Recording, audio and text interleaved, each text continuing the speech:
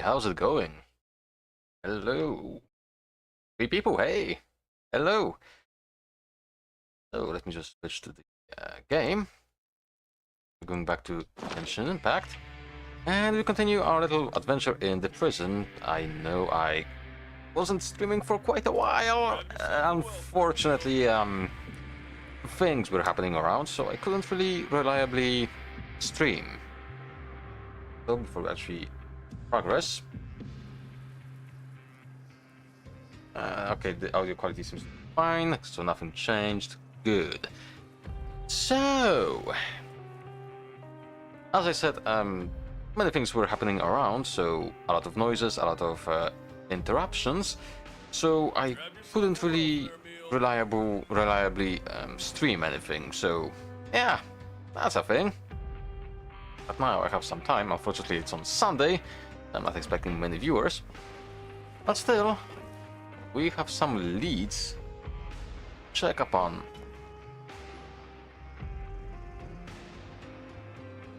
Look, there are some people talking over there. Let's listen in on the conversation.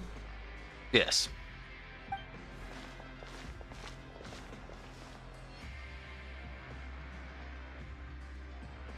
If you ask me, those pompous parasites on the surface act like they're all a bunch of aristocrats. Do any of them give half a hoot about a bunch of dogs like us? Hey, speak for yourself, mate. I'm no dog. Oh, you think you're special or something? If you're here, then you're just a convict like the rest of us. I've heard that even if you're released after serving your sentence, going back to life on the surface ain't any better. Once a criminal, always a criminal. We're marked for life. I don't buy that. Hey, how cool would it be if the whole world was destroyed by a giant flood and everyone had to start over from nothing? What kind of filthy bilgewater are you spewing? I have family up there. You best shut your sewer hole with talk like that. Listen, things ain't so great on the surface, but who says that you have to leave? I've heard that you can still stay here and work even after you've served your sentence. Not bad if you ask me. Who wants to live in the ruddy overworld anyway? And what makes you think they want to hire someone like you? It's one of the great mysteries of the universe, how someone as useless as you is so confident. Wow. Whoa.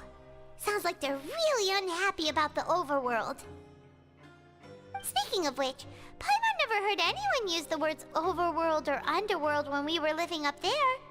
Is it only something the inmates down here say?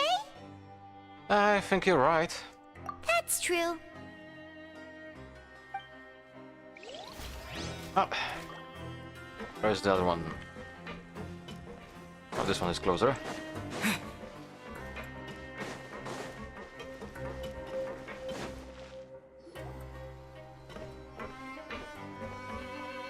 There's a group of people over there. Let's go listen in. So I said, that's not a faucet. Hey, who are you two? Why'd you come over all of a sudden? Because I'm curious, okay? Oh, sorry for eavesdropping. Sounds like you were talking about something private. What's the matter? They're just looking to join in on our fun, that's all. Hey, don't pretend like it's okay for them to just interrupt us like that. Yeah, fine. You're lucky we don't mind extroverts that much. What kind of an answer is that? Fine. Thanks. You guys are really nice. You hear that, Quisto? What nice!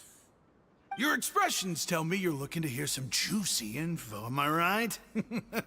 But before that, it just so happens that I know you two. Oh? Really? Are we that famous?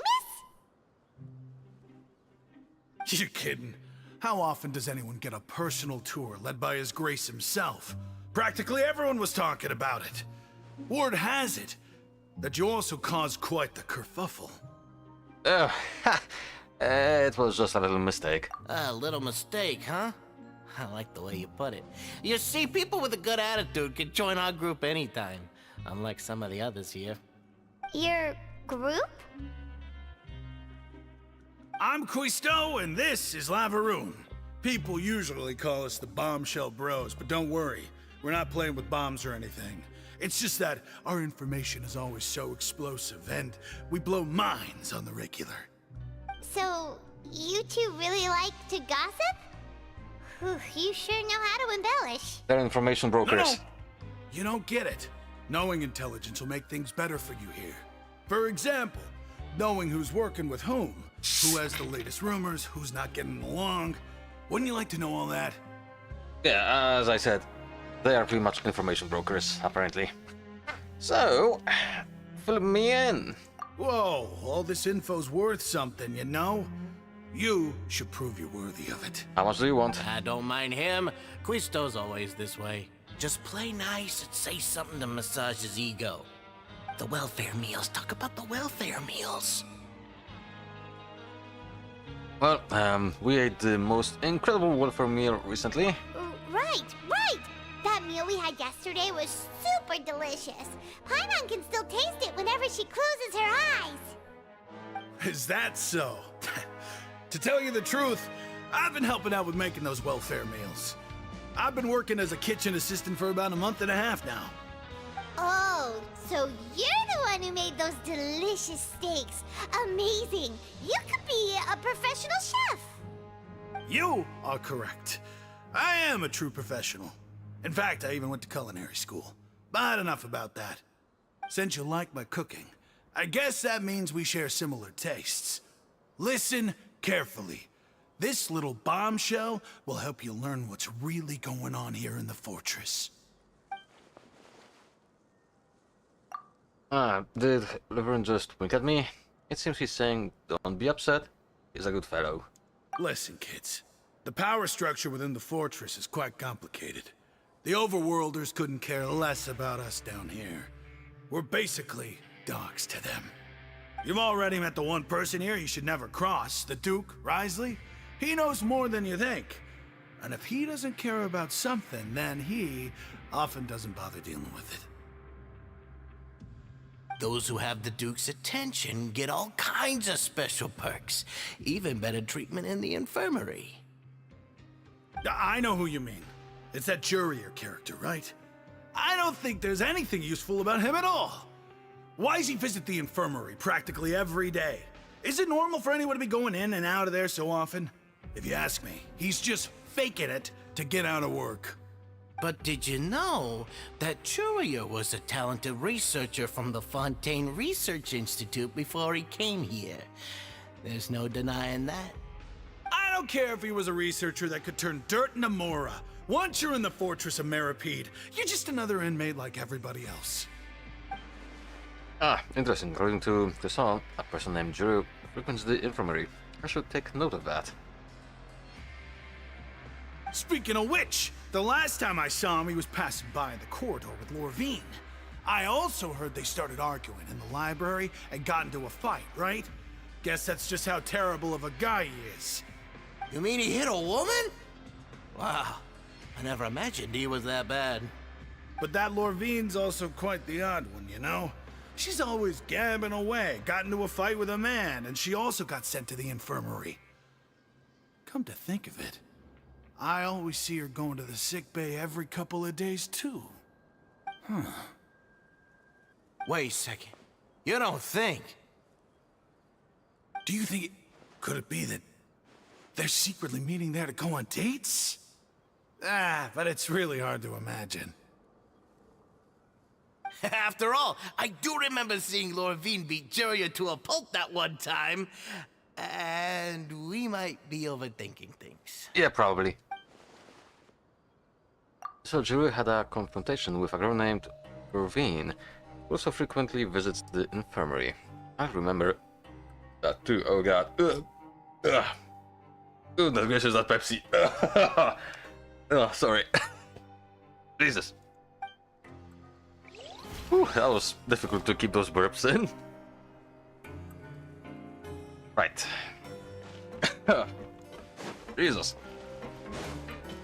That's a lot of gas.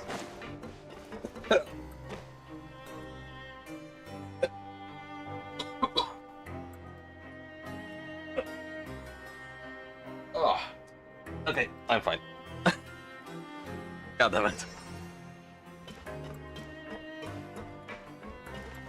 Hello, Apu.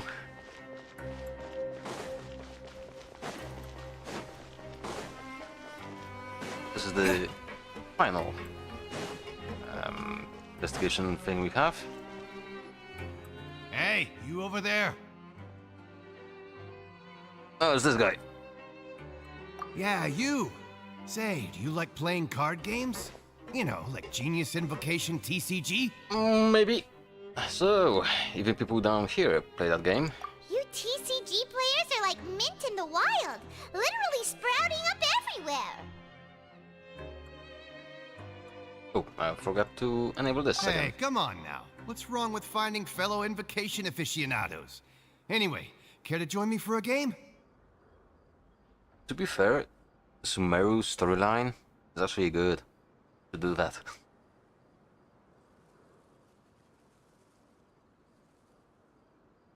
No, thanks, we're busy with other things at the moment. Ah, alright. No pressure. But why would you be looking for people to play Genius Invocation in a place like this? Don't people usually come here to fight? Whether you're throwing down cards or throwing punches, it's all a competition, isn't it? It's all the same in my eyes. There Because are of lots point. of card players here in the fortress. When I saw you, I immediately thought, hey, even outsiders from other nations play cards. So I came over to say hi. Do you mind chatting with us for a moment? Sure.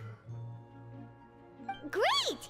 Since you've been here longer than us, you need to flex your seniority a little bit, right? Maybe you could start by telling us newcomers some stories about this place. I thought you would have already heard everything by now. All right, then. Did you have anything specific in mind? Or do you want me to just pick a topic? So I guess something did change in the last update.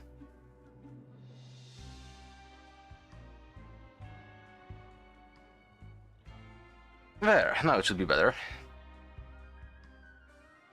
Why don't you pick? We'll let you know if we've heard it already. All right. Have you heard any strange rumors since you've arrived? Maybe. Quite a few actually, yes, we did. Then, did you know that there are some people who are always gossiping over in the corner?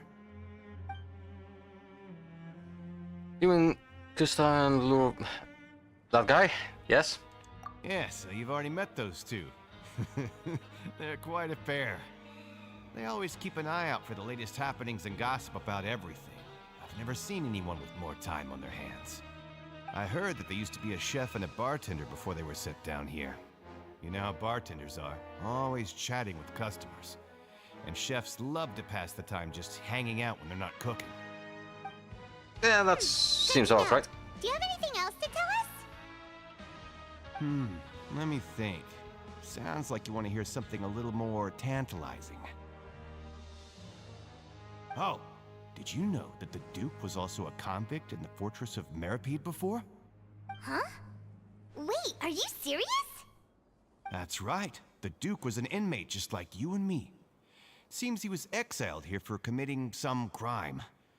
Who knows how he ended up rising up to become the warden, though. To go from an ordinary inmate to becoming the manager of the whole place?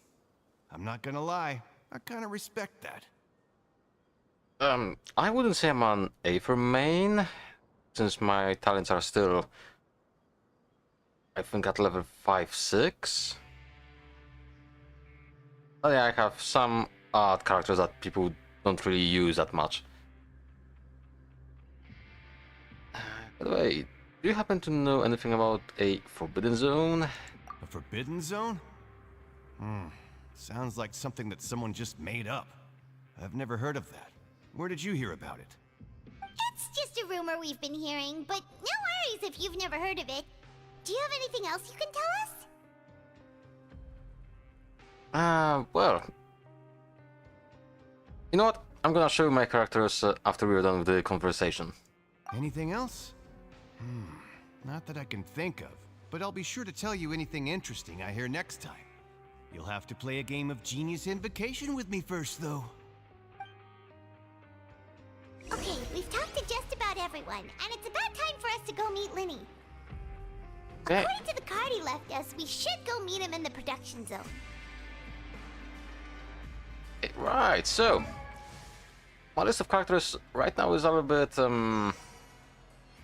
odd. I use characters like Lissa, Noelle, Amber, and of course everybody uses Child and Miko. That's nothing really odd. Same for Ganyu. Dendra character is, well, probably the best.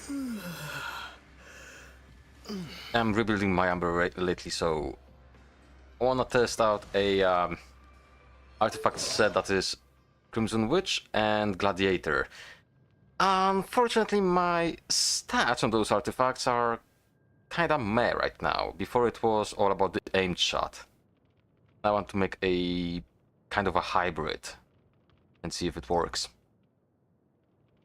I know it's not a optimal way to play her, but still. Similar thing for my official. It's Thundering Fury and Gladiator. Again, I am missing a little bit of points here and there. But I'm building her as a,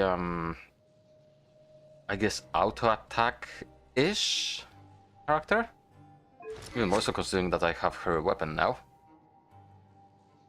First Lisa is more of a battery lately. Well, this one is built kinda same-ish, I guess. And I have a bunch of characters I still need to build. Like him. He is completely unbuilt, pretty much. And of course I have characters like Nouvelette, which I barely touched. As you can see. Yeah, I need artifacts. I have his weapon, which is good. But that's it.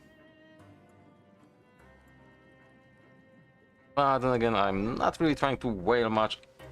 However, I will admit, I have the Working Moon and the, whatchamacallit, the Battle Pass thingy. I still got one level to go, so meh. But I'm not wailing. I'm not spending God knows how much cash. Though, then again, hang on. I'm saying that, hang on. Stop. This is perfectly normal, ain't it? Yeah. I work like 4 months at a time. It's normal, right? But back to the story. Okay, how did one go to the production zone again? I haven't been here for quite a while. This goes down. And I think we need to go up. Oh no, I need to go down.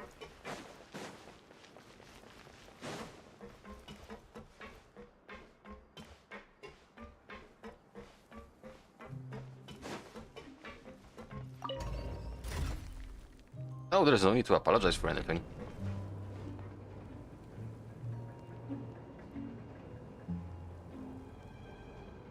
Yeah, I was saying something along the lines of, it's normal to have...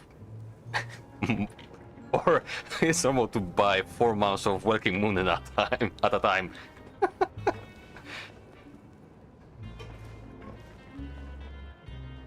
While saying I am not wailing.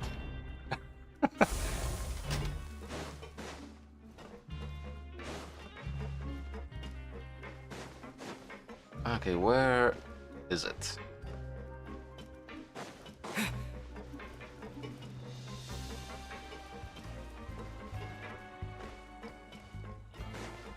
Is it here? It's not, but I'll take it. Oh. Okay, what?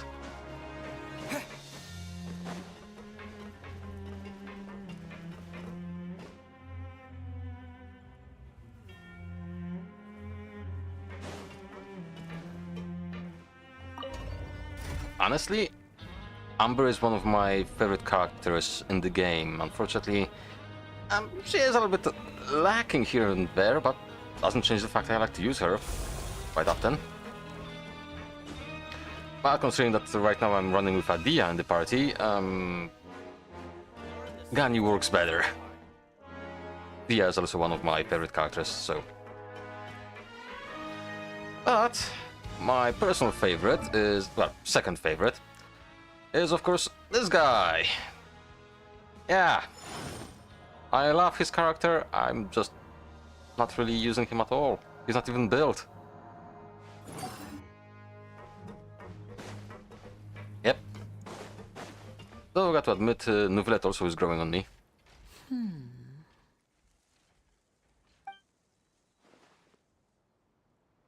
Huh? Sup? That look in your eyes. You found something? A little something, yeah. Hey, this is no time to be modest. Just tell him we found a boatload of information. Oh, as expected of the legendary duo, you have my full and undivided attention. Huh. I'd have never guessed that myself. The rumors swirling about this place are unreliable after all, and Master Child probably went missing because he found a way out. Probably. He is a harbinger after all. I suppose he's much more resourceful than I initially gave him credit for. Unfortunately, this isn't enough for our final report to Father. We need to find out Master Child's exact whereabouts. Father told me that even though Master Child said he was just coming to Fontaine for a vacation, he actually had some personal reasons. His agenda might be linked to his disappearance. Oh, the most important thing right now is to catch up to him. His escape route is already flooded, so we'll have to task someone with professional diving skills to chase after him. Ah, yeah. Well, when you put it that way, it's obvious that only Fremine would be up to the task. Bingo! Is he around? He should be. He's working today. Coming here as a group would have attracted too much attention. I'll talk to him about it later. Please do. We're counting on you. It's the least I can do. We're all in this together, so it's only fair for us to fulfill our end of the bargain. Honestly, I'm far more impressed by you guys managing to collect all this information right under Risley's watchful eyes. Collecting information has always been our strong point. Eh. Now, let me think. To find out more information, Fremine will have to retrace Master Child's original route. And if he's to do that, he'll have to set out on the next pipe cleaning day at the earliest. That's 6 days from now. And after that, he'll probably take another 2 or 3 days to return. You can even estimate how long it'll take for him to get back? We've been working together for a long time. We know each other's capabilities like the backs of our hands. Traveler, what say you to meeting here 9 days from now? We'll be able to pick up Fremine while we're at it, too. Yeah, sure. Oh, and there's just one last thing we'd like your help with. Though we can just sit back and wait for Fremine's report on Master Child's whereabouts, we still need to make more progress on the investigation of the Forbidden Zone. Fremine's no master of disguise. Lynette's still working on getting intel from the other areas, and I'll need to spend some time helping Fremine prepare for his diving mission. So, you are the only ones we can count on. Oh god. What do you want us to do? Will it be hard? Well, I won't call it easy per se, but I think you'll be able to pull it off. Listen carefully. You'll need to find an excuse to get into the infirmary and investigate the room and environs. I can just sneak You've in. mentioned several sketchy-looking people always meeting at the infirmary earlier, so it probably has something to do with the secret we're hoping to uncover. You've already met the head nurse, so she'll be less suspicious of you. Investigate the internal structure of the infirmary and any active dealings within, and pass those on to me alongside anything else you're able to discover. But also, there's no need to take risks. Don't forget, safety always comes first. Sounds good. I'll give it my best shot. My apologies, I just started rambling out of habit. It was almost as if I was talking to my younger brother. But that's not a bad thing, right? But what if I am the older brother? All right, then we'll head out as soon as we finish our prep. Let's go our separate ways for now then. Don't forget, we meet here again in 9 days. Stay safe. Okay. Oh.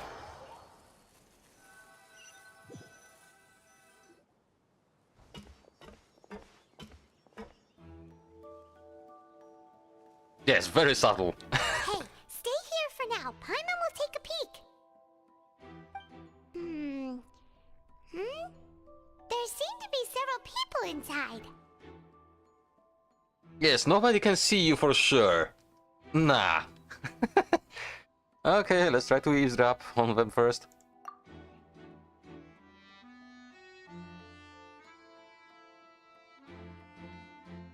Right. I feel like it's not impossible. Oh.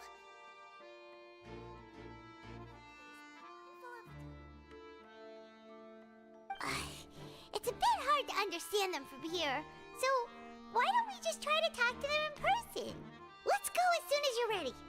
Why is it not a stealth portion of the game? You have the sneaking mechanics in the game, why not use those?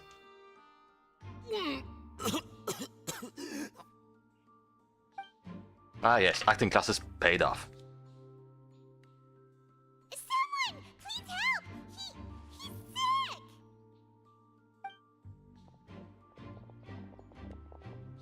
Whoa, are you okay? Oh my! What's wrong, little one? There's no need to panic. Take a deep breath before you begin. The traveler started complaining of a stomachache, and then nausea, and then collapsed onto the ground. Paimon doesn't know what to do! Freezing limbs, twitching fingers, and pale complexion? Could it be poison? Let me take a look. Please, lie down over here. My stomach really hurts. Don't worry, I'll get you to the bed safely. Here, hold on to my shoulder and walk slowly. That would look so weird. She's so small. You can do it, traveler. Yeah, thank you. Yeah, sorry. Don't apologize. You're sick after all. Now, please relax. I'm just going to do a preliminary checkup on you. Smack. Susan has taken out a few instruments and began to do her checkup. I hope I'm not so healthy that she gets suspicious. I see now. My checkup has confirmed that he's not in any mortal danger. That's our worst fear out of the way. Eh? Oh, that's good. But I'll continue my diagnosis of the patient now. Please, relax and take a deep breath. Susan's using her hands to palpate different areas on my abdomen. Seems like she's using elemental energy too. Person growing more and more relaxed. Don't sense serious damage to your organs either. Does it hurt when I press here? It's not that bad. And here? That hurts. Huh? But based on my initial checkup, there shouldn't be a problem here. How strange. I don't know, was my acting a bit over the top? What about here? No, Does this hurt? no, not really. Can barely feel it. Oh. I understand. So that's what it is. She I knows. think you just ate something that disagreed with you. That's all. Nothing too serious. Outside of a pretty bad stomachache when it decides to act up. So that's what it is. Thank goodness it's not anything more serious. And there have been other inmates complaining about the food recently. I'll inform our head chef, Mr. Wolsey, of this problem as soon as possible. Ooh. Congratulations! The health risk is incredibly low, so you should recover within a couple days. Why don't you take a rest here while I go get some medicine for you? Miss Levine, I'll have to trouble you to help me look after this new patient while I'm gone. Very well. And she hopped away, just like that. Yeah. This infiltration mission is going much more smoothly than I imagined. Next, there are only 2 people left in the room. Jin just called that woman Ravine, so she has to be the one of those frequent visitors to the infirmary I've heard of before. Would that mean the man next to her is Jiryu then? Hello. So how are you feeling now? Still not great. I can't keep staring at her. Unwanted attention. Talia also seems to have noticed. Now he's looking in my direction too. His stomach ache's really bad. He was stumbling about the whole way here, so Paimon's really worried. If Miss Sijuin says it's not a serious problem, then there's no need to worry. She's the best medic we've got down here. But Okay. it also looks like she's the only medic you've got down here. Well, that's true. What do you mean, that's true? That's really misrepresenting the situation. Of course I can't speak for the whole fortress, but it's not like everyone imprisoned here is useless, you know? Though they may have committed crimes and gotten locked up here as a result, they still know a thing or two about medicine, and they help Miss Sishuin take care of the sick and injured. Yeah, you're right. But did you have to lecture me about it in front of another patient? Aren't you a patient too? Where did all your energy come from? That's correct. Sorry, I got a bit ahead of myself. Are you two also sick? No. We've been sick a while. I come back every once in a while for checkups, and to pick up the medicines Miss Sijuin prescribes for us. That's just the nature of chronic illnesses. As for her... you could say she fancies herself as Miss Sijuin's capable helper because she learned a bit of medical knowledge ages ago. Please watch your mouth, Mr. Jurier. Don't forget that you are the primary reason I have frequent heart palpitations. Hey, don't start arguing now, please. Keep it civil at least. These two seem to have a pretty terrible relationship, and only ran into each other because they came here to pick up their meds at the same time.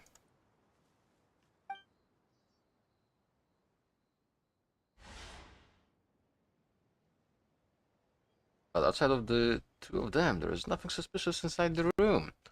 All the files on the table appear to be patient records, and while there's a box, I can't check it out right now. There also aren't that many furnishings on the wall. Okay, wait. There seems to be a movable hatch on the ground over there. Hey!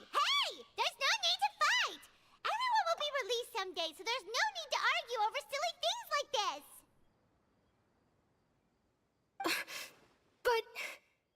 But...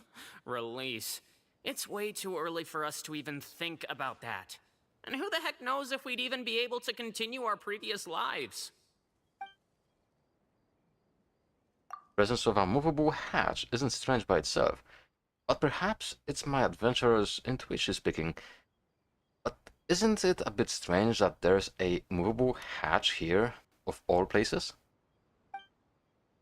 Is it hiding something? Please allow me to end this boring and useless conversation. Oh, and Mr. Jurier, I don't want to see your face here again anytime soon. Oof. And same to you, Miss Lorvine. Anyway, that was more than enough rest for me, so I'm going to get out of this excessively noisy place. See you later, everyone. He just slowly walked off like that? That's just what he's like. I'm sorry you had to see all of that. I'm Lorvine, and that's... Well, his name is Jurier, but I hope you'll never have cause to remember his name. You really can't stand him, huh? I mean, can you blame me? Who would like someone who's as arrogant and obsessed with weird research topics as he is? But there's no need to keep dwelling on him. I'll accompany you two for a while. Miss Sishuin should be back soon, and I'm sure you'll feel better as soon as you've had some of her medicine. Okay, thank you for looking after me. No, it's nothing. I'm back! Did you rest like you promised? Thank you for getting our medicine, Miss Sishuin. Did you all cooperate with your bed rest? I trust that nobody got up to walk around. Good. Here, this should be 2 days worth of medicine for you. Take 1 pill now, and then continue your bed rest. Neat. Free drugs. Yeah. Miss Levine, I left in a bit of a hurry just now. Do you still remember if we discussed the color of the pill that you should be taking today? I remember. You said it should be yellow. Did they talk about that before? Did they talk about that before we walked in? Why don't I remember? Yellow, huh? I understand. These are yours. Please, make sure to go to bed early after taking them tonight. You'll benefit from a good night's sleep. All right, then I'll also be on my way now. I hope you feel better soon, too. Thanks. See ya! Okay. It's just rising. Rising. I'm going to fill out your medical record now. You're widely known as the Traveler, right? I just want to double-check a few details, if that's all right with you. No. Those two made quite the commotion just now, so why don't we let the Traveler rest? Paimon can answer the questions instead. So his primary symptoms are abdominal pain with secondary symptoms of nausea. Is there anything else? That's it. All right then. Is there anything we should know besides to take the meds? No, his base constitution is quite good, so I'm sure he'll recover quite quickly after taking the medicine. Please make sure to stick to bland or less stimulating foods, and don't stay up too late at night. Got it. Paimon will hold the Traveler to that for sure. Oh, she's still looking at me. I should just try to take a nap, like she said. Oh, you're going to take a nap already? Okay then, you get some rest.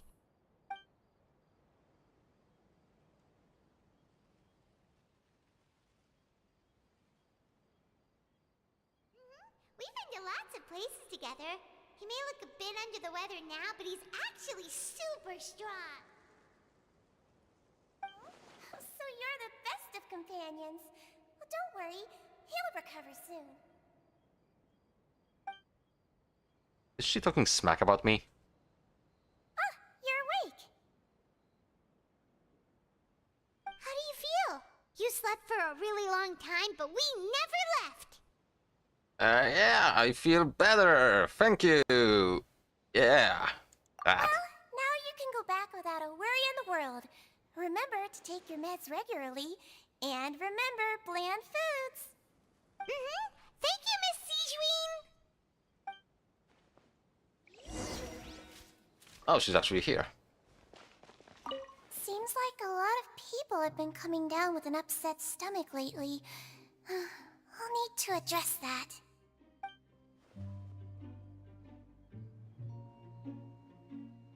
Hang on, what is that?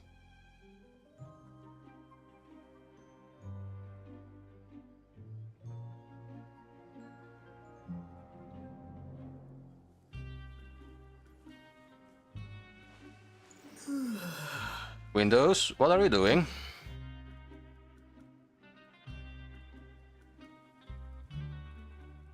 No windows, bad windows. Down. There we go. Trying to update now. Silly thing.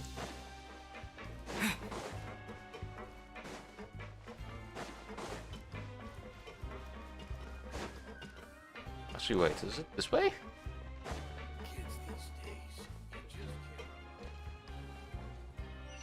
Oh. Well, please.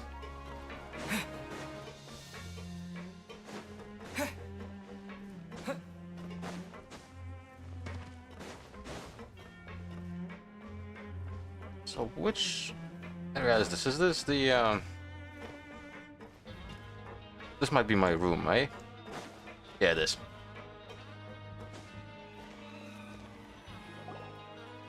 You really are something.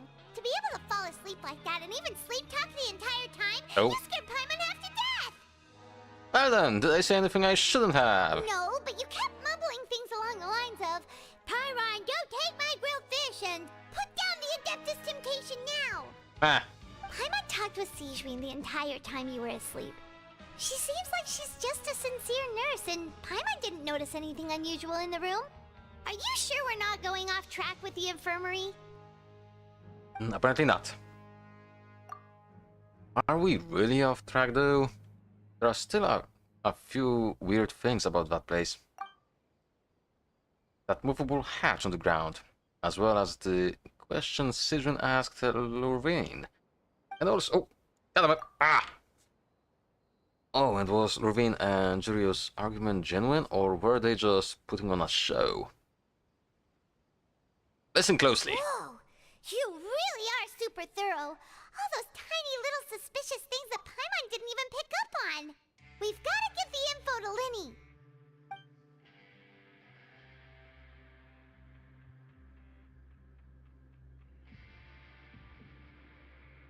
Yes?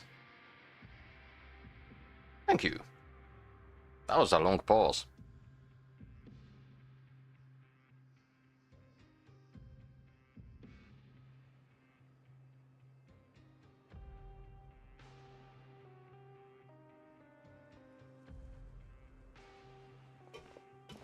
What do you mean, disguise?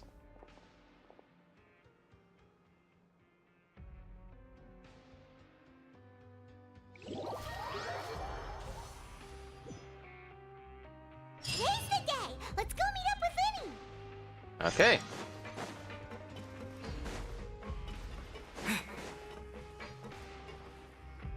I am hoping to leave this prison in this session.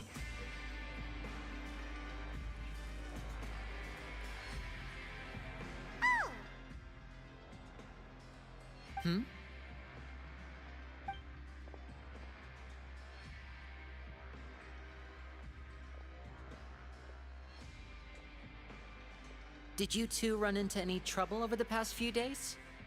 No, we just worked our shifts according to the schedule. Nothing weird happened. That's good. That means you didn't raise any suspicions when you infiltrated the infirmary. We've taken a look at the slip you've sent. Fremine successfully left the grounds via the pipes 2 days ago, and as of last night, Lynette has also infiltrated the infirmary after faking an illness. Wait, why is she getting involved as well? You already went above and beyond when you scoped out the infirmary. To put it more bluntly, even if we were to view that as something you did in exchange for Fremine's help, you've already done more than enough. Infiltrating a guarded stronghold is a different kind of job from a one-off investigation. We want to avoid using the same faces over and over and reduce the amount of suspicion that will fall on any given person. Lynette also felt like you have already taken the first step for us, so she should be the one to finish the job. Okay. So that's what Lynette thinks. Oh, Paimon hopes everything's going well for her. Yeah, I'm not opposed to helping you. Perhaps that's true. You are both very good people, and we've come to appreciate that more than anyone else. Unfortunately, there's still one thing that could get between us, lest you've forgotten. The matter of our respective loyalties. You've mentioned before that you've had some run-ins with the Fatui. I can understand that feeling, so I assume you're just helping us out of the kindness of your hearts? Well, everyone could use some more friends. We'll be counting on you to help us in the future, too.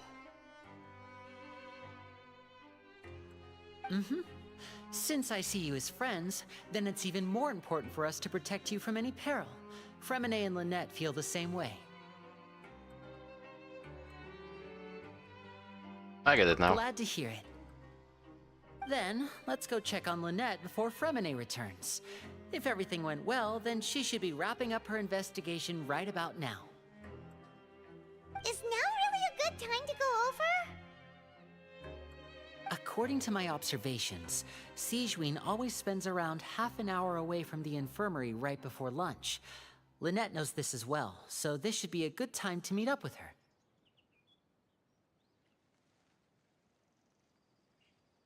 Yeah, we heard about that too. Also, I'm her brother, remember? It's only natural for an older brother to care about his younger sister's well-being. Okay, then let's head over right away.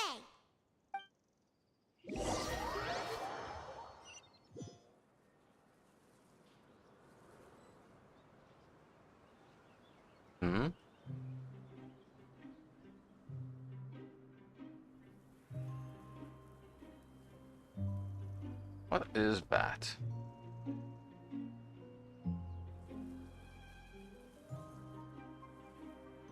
I'm just trying to figure something out on YouTube Studio. Because it seems to have messed up a little bit.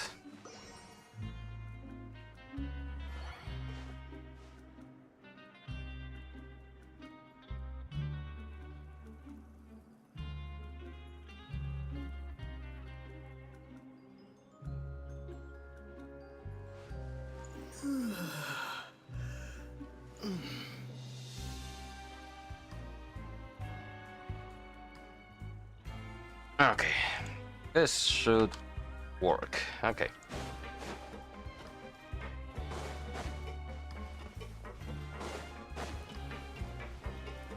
For some reason there were too many That filters should on. be here right now. Huh. Did she go down the hatch? Strange. Lynette? As expected, Sijwin isn't here, but why isn't Lynette here? Could she have found a lead and left to follow it? No, Lynette rarely deviates from the plan. We agreed that if she were to make changes on the fly, she'd find a way to let me know. Unless... Unless... Let's see if there are any clues around here. We can look while we wait for her. Who knows? Maybe she'll be back soon. The hatch. Okay. Let me go into the hatch.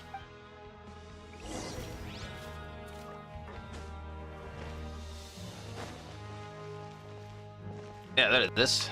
But first, let's investigate those two. The plot demands None it. of the beds have any signs of having been slept in, except that one over there. That's the one Lynette must have used, right? You said she was pretending to be sick. She would have said her migraine was having a particularly bad flare-up. Generally speaking, the head nurse would then ask her to lie down and rest, while she left to retrieve the medication. Well, how about this bed is still unmade? Which means either the head nurse didn't return the entire time from when Lynette laid down up until she left the bed, or the nurse intentionally left it this way. Oh no, that's not a good sign.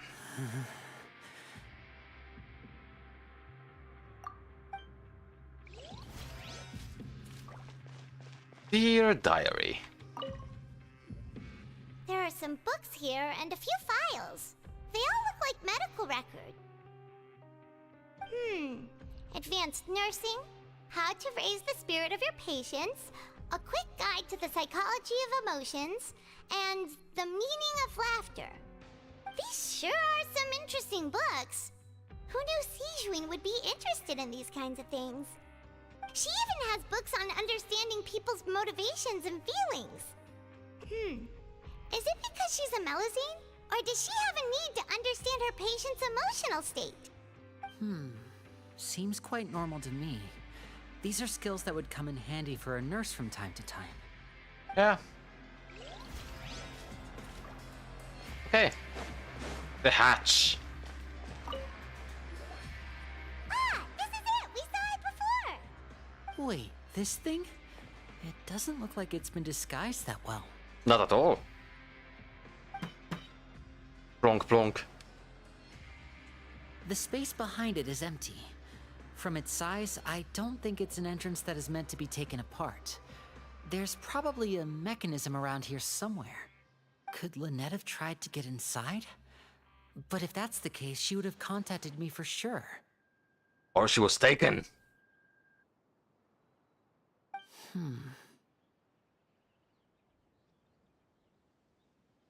Let's look around here for some more clues.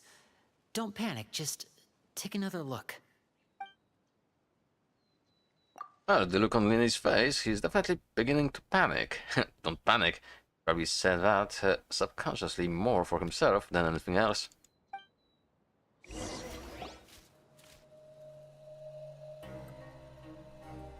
you guys, there's a slip of paper over here!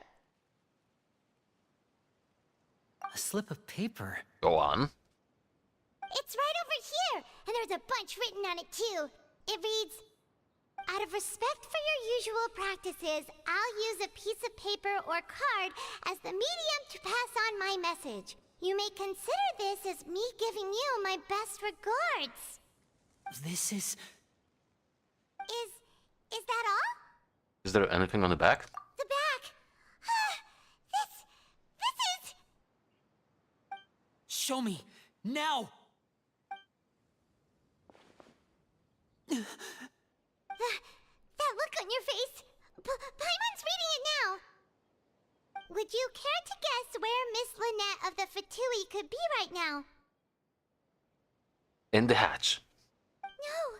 Could she have... Is she already... Wriothesley. Did he deliberately leave the infirmary unguarded to use it as bait?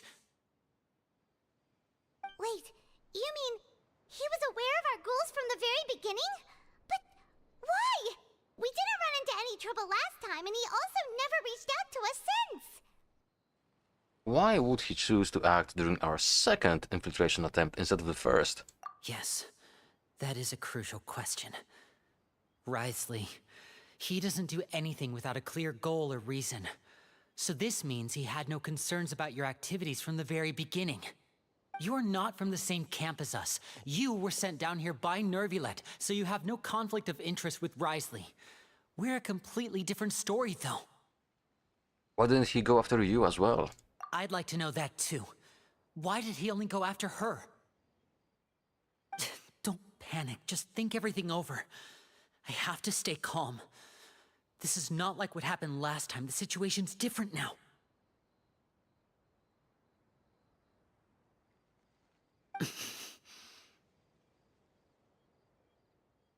Well, and the calm demeanor is gone. You're right. Wait, but that means...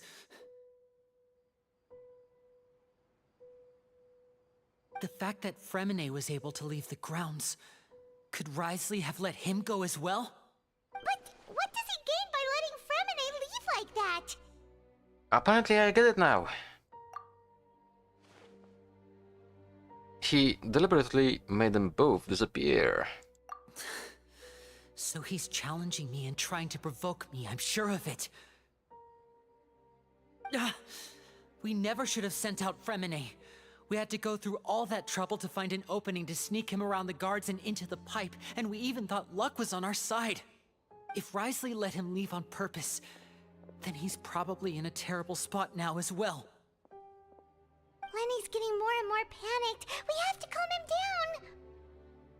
Calm down, brah. Don't be like this, Lenny. Fremine wouldn't have left if we hadn't told you about Child.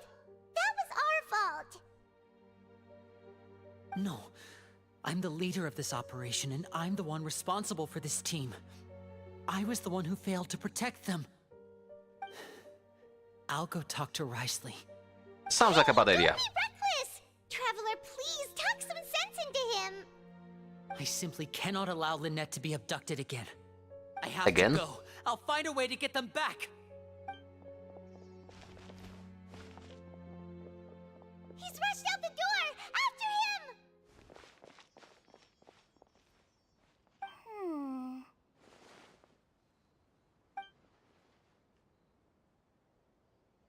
Oh, interesting.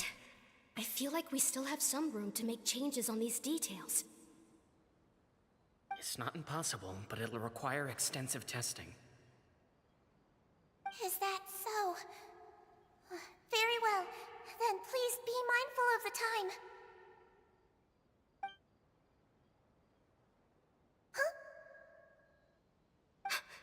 Is someone?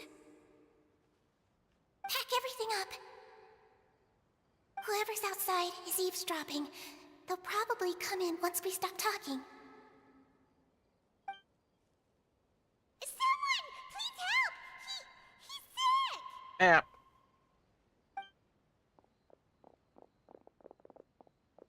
Whoa, are you okay? These two. As expected, they've already found this place. Oh, they are quite sharp. What a delightful turn of events. I like smart people, but I also like playing dumb. I like the feeling of being trusted. I like you. Oh my!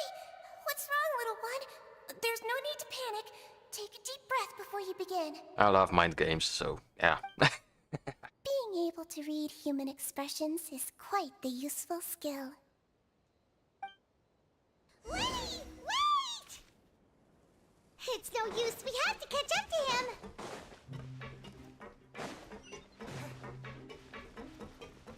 He's already out of sight. How is he so fast? Let's go head him off at Risley's office. Hacks. That's how. Hacks. What's up? It was down there, right? Yeah, it was. Whee!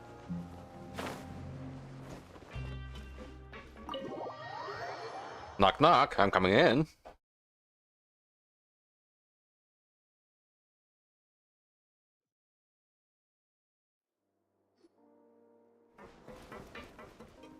Dramatic music.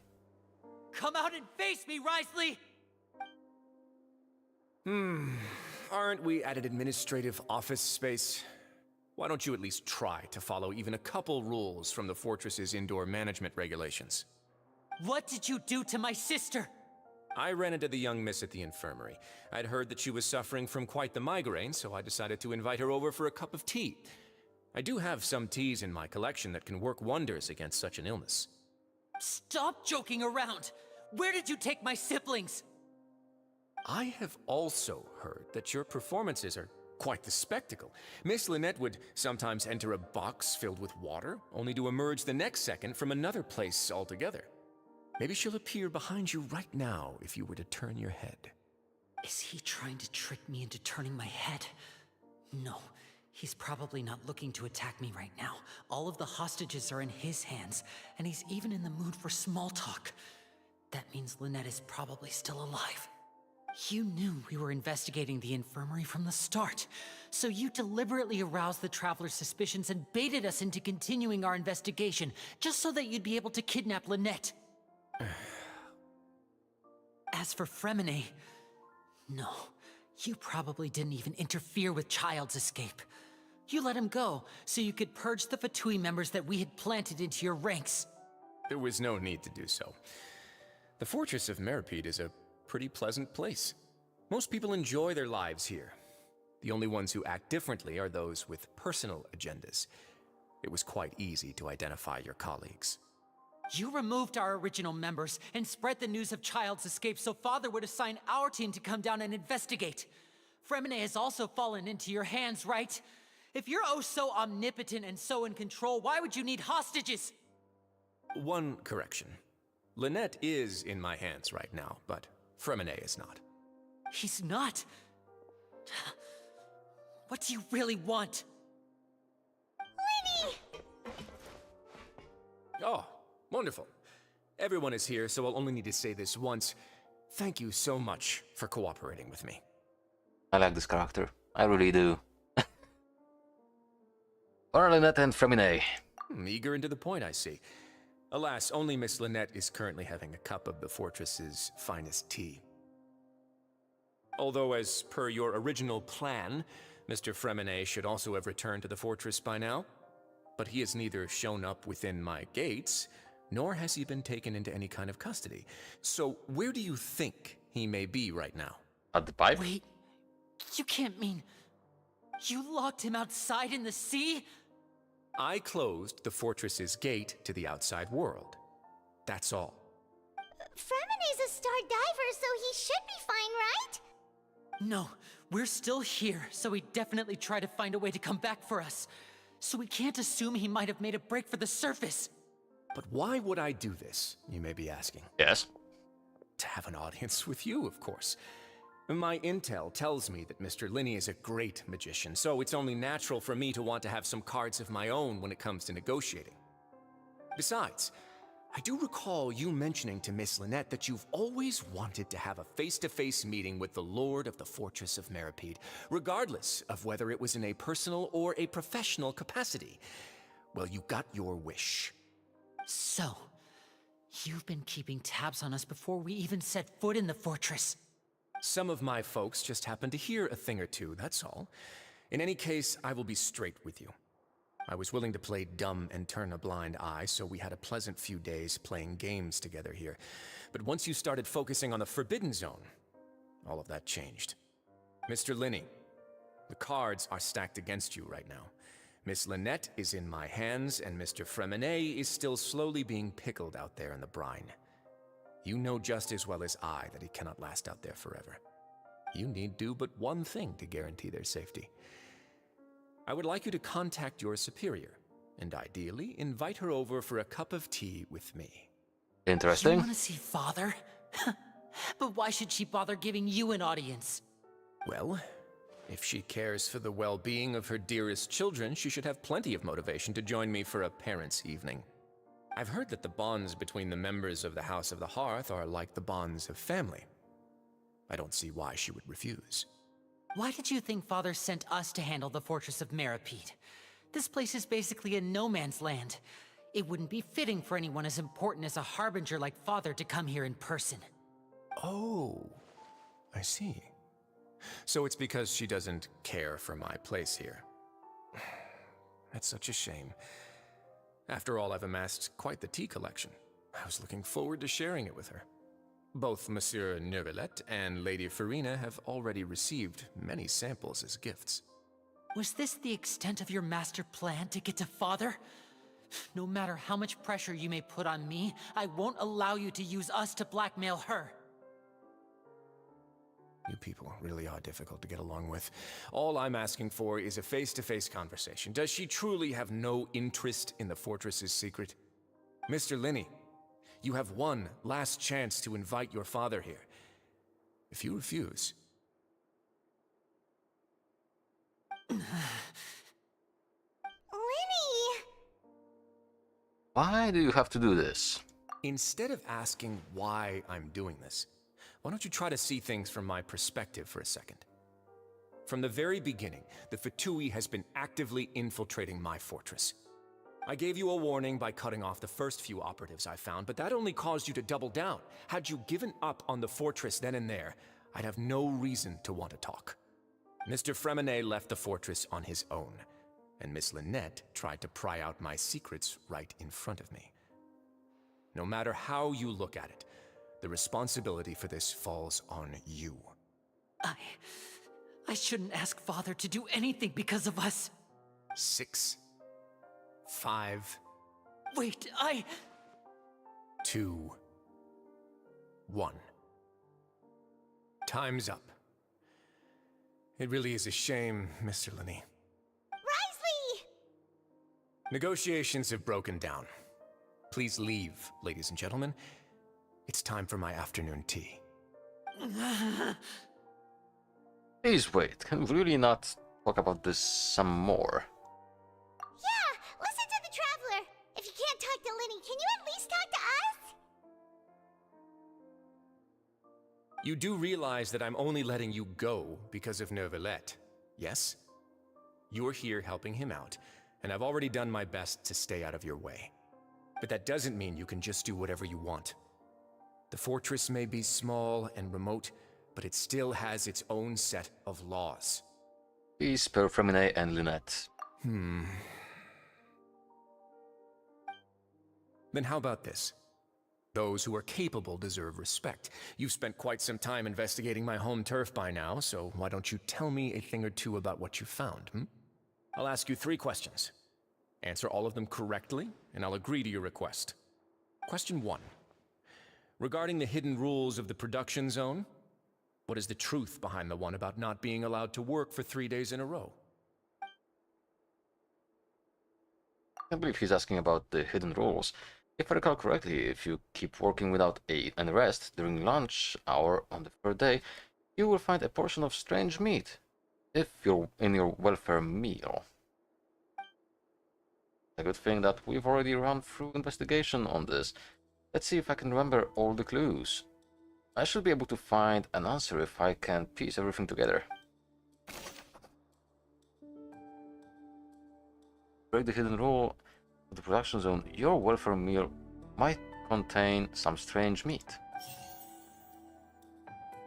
I've been told that the infirmary is always empty for the half hour just before lunch.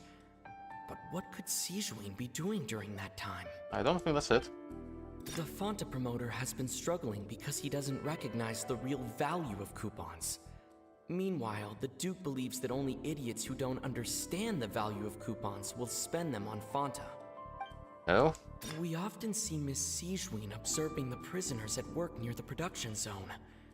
It seems like she can perceive the general state of a person's health just by looking at them. The research notes said that the Melusine race perceives the world very differently from humans. As a result, the Melusines have also developed a sense of aesthetics that appears rather strange and alien to humans. According to Collins, the Pancration tournament only took place because the Fanta company sponsored it. The company must want a return on their investment as well. Okay, where is it? We often see This Miss one? Sijuin observe.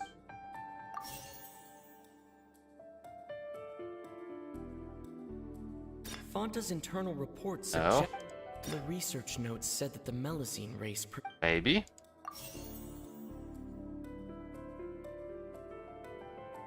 Why does the strange meat appear the way it does? According to Collins, the Pancration tournament only Oh. took place. The research notes said that the Melusine race. Fanta's internal reports suggest that. I've been told that the infirmary is always empty for the half hour just before. Maybe? Incorrect. Okay. Fanta's internal reports suggest that there's. The research notes said that the Melusine race perceives the world very differently from humans. Maybe this first. According to Collins, the Pancration tournament. I've been told that the infirmary is always empty. Let's try again like this. Now it works. Ah, so that's what's going on. Paimon understands it now. Who would have guessed? The hidden rule of the production zone. People are not supposed to work 3 days in a row. Why? And if they do, they'll get strange meat in their welfare meal. Take those off. First, we thought this strange meat must have something to do with the people who disappeared. But in reality, they were all prepared by Sijuin, the head nurse. She often visits the production zone to observe the workers' health and makes a note of anyone who has worn themselves out after 3 full days of work. Out of her sense of duty as the head nurse, as well as her genuine concern for the workers' health, Sijuin visits the cafeteria right before lunch and cooks an extra dish for those who can use the stamina boost. Sijuin has only the best intentions with her surprise gift and doesn't want anyone to find out about what she does. However, unfortunately, Melusines as a race perceive the world differently from humans, and their sense of aesthetics is even more alien to us. The recipients of her lovingly prepared special meals cannot taste the care within and usually just freak out. Are we on the right track? Not bad. You've uncovered Sijuin's secret and even guessed her intentions correctly as well. It's nice to know that her efforts have not gone unacknowledged. All right, now for my next question. There are also some hidden rules in the Pancration Ring, including the one that you're not allowed to support both sides of a fight. Why is that? Ah. The hidden rule of the Pancration Ring. I remember if someone tries to support both boxers at the same time, they'll receive a package the next morning, which contains a strange blood-colored liquid. We've also done a lot of research on this matter. Let me sift through what I found and come up with a correct answer. I don't remember this, actually. It's been quite a while since I actually did this, so yeah. I've been told that the infirmary is always empty for the half. No, that's not it. Fanta's internal reports suggest that they're starting a new trial of an unnamed and hang on. The Fanta promoter has been struggling because he doesn't recognize the Let's try like this. According to Collins, the Pancration This. Fanta's And internal this. reports. Oh wow, that's so wrong. Okay. Fanta's internal reports suggest. Okay, so According to Collins, the let's Pancration. try with this first. The Fonta promoter has been struggling. The Fonta promoter has been struggling because he doesn't recognize the real value of coupons. No, that's not it. We often see Miss Siege. Oh. According to Collins, the pancreation. I've been told that the infirmary is always empty. Oh, The wait. research notes said that the Melusine race. The Fonta promoter has been. I don't know. No, there is not. We often see Miss Siege. Fonta's internal reports suggest that there's. The Fonta promoter has been struggling because he doesn't recognize. Ah, I see. I cannot pick. Fonta's internal reports suggest that. So this was correct.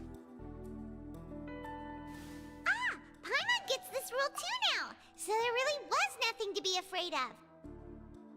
That hidden rule of the pancreation ring is about how, people are not supposed to bet on both boxers at the same time. And if they do, they'll receive a package containing a strange, blood-colored liquid. People get scared when they see it because they've subconsciously begun to associate it with the missing boxer. But really, it's just a bottle of the latest yet-to-be-named and packaged new Fonta trial product. A blood-red drink. It's no wonder even Fonta's own staff were questioning the company's decision-making. The company, facing backlash from its own staff, decided to try to trial the product on a smaller scale, to see how it might be received by customers. They came to the fortress of Meropide and offered to sponsor the Pancration tournament so they could push their new product.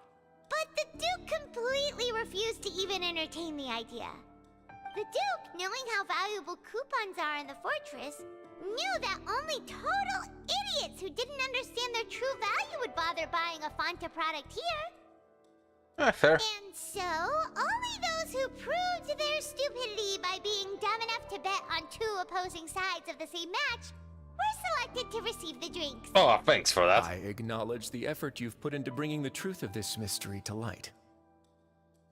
Although, based on your description, that Fonta promoter is a bit too careless with his words, I may just reconsider my collaboration with the company.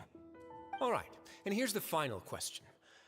What's the secret behind our head nurse and all of her patients in the infirmary? Ah, well, we haven't collected enough info to answer that question. Stop your cruel and pointless games, Risley!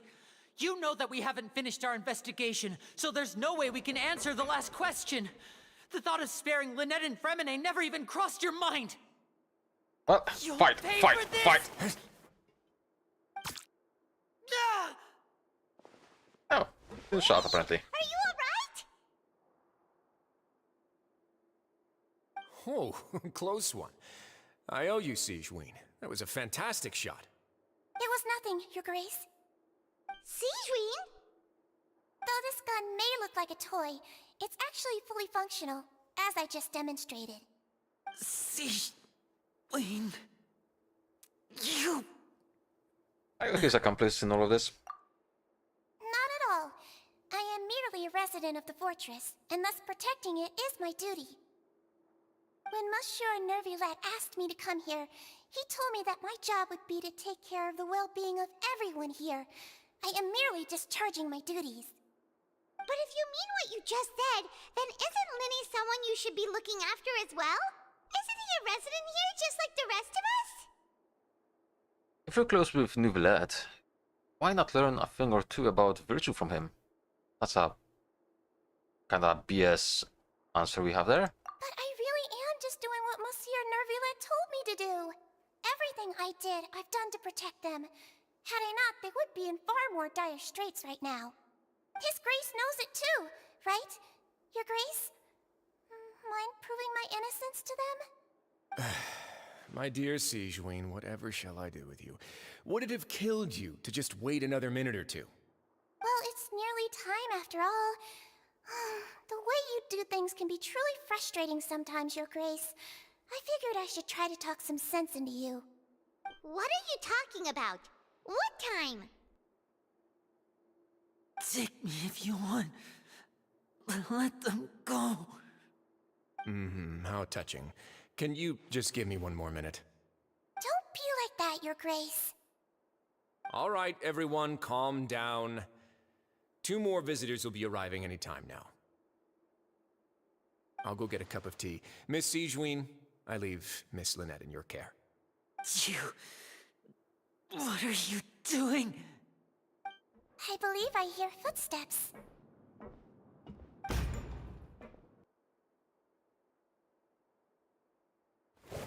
Some space, please. Ah, Miss Clarande. My door. Fremine... Fremine... What's going on? What is Clarande doing here? Work. Plot Sorry thickens. about shooting you, Mr. Linney. The tranquilizing effect will begin to wear off soon. Please take it easy in the meantime, though. What happened to Fremine? Wasn't he diving just outside of the fortress? Why is he looking like this? These symptoms. It can't be.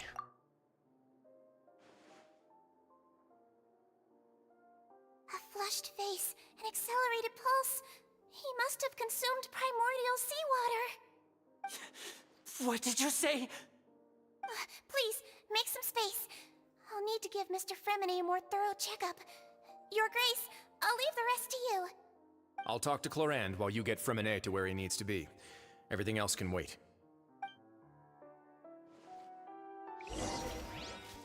Interesting.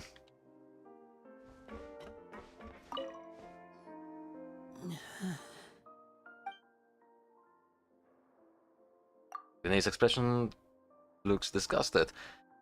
It seems like he'd rather not have Siegeween touch Fremine. Still, he didn't stop her since it's obvious that Fremine does require urgent medical care. Siegeween's examining Fremine carefully. She doesn't look too upset, which is a good sign. I hope Fremine will be okay. How is he? These symptoms are probably caused by an acute ingestion of a large amount of primordial seawater. Still, his condition is not critical. Of course, it would be best if he stayed for further observation. Let's leave him here for now, and move him to the infirmary once he's recovered a bit more. Sorry. I am aware that the infirmary may not be your favorite place in the world at the moment. We do only have a single clinic in the fortress, however. Why would he ingest a large amount of primordial seawater after leaving the fortress? How could that possibly happen? Please, look after Mr. Fremine for the moment. I'll go fetch some medicine and a respirator. Oh, I'll bring Miss Lynette back with me. Where is she? How is she right now? Oh, she just took a nap in an empty room after I tranquilized her. If my calculations are correct, she should also be waking up right around now. You might not believe me, but His Grace and I actually made some snacks and tea for her. Renee has finally begun to stop tensing the muscles of his face. It seems that he trusts what Siegeween just said. Interesting. What's that look on your face? I thought I made good time on the way back. Oh, I'm just admiring your punctuality. Had you arrived just a few minutes later, Siegeween may have been forced to shoot Mr. Linney again. How's the situation out there? The water has changed. It's pretty much as expected. The concentration of primordial seawater has increased significantly. I was only out there a short time, so it wasn't too bad. But if one were to stay for any significant amount of time... well, you can see how that boy's doing. Where was he when you found him? The abandoned zone at the end of the pipes. A good distance into the water. Closer than I thought. He must have recognized it early on and tried desperately to swim back. Locking the door was necessary. I don't think we could have saved two. Well, I did try to convince him that I had my reasons. Never seems to work, though. It would probably work on Neuvillette. He has a knack for picking out who had good intentions, even when the outcomes were all terrible. It's a bad sign if you're having to plead your case to Neuvillette. Want some tea? Not particularly. If you want to drink some that badly, just say so. Fine, I'd like to get some tea. Want me to get you a cup too, since I've already made it? Might as well then, I suppose. Actually, do you have a towel? I would like to dry my hair.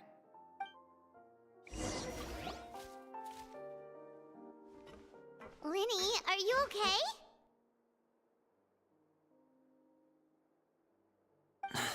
I'll be fine. They're all here now. Don't worry about me.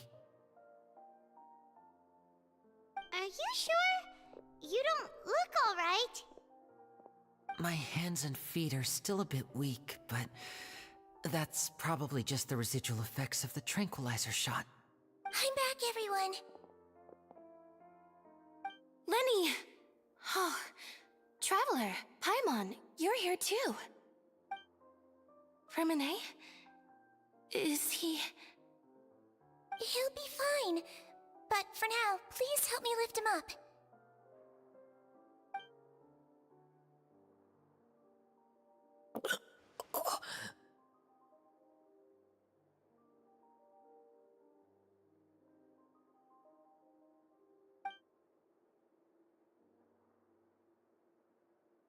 His breathing's beginning to slow down. Give me a hand and help me get him to the infirmary.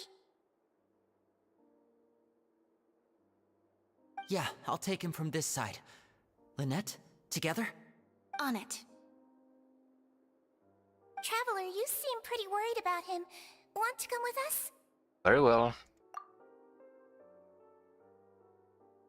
The Duke and Clarande are gone.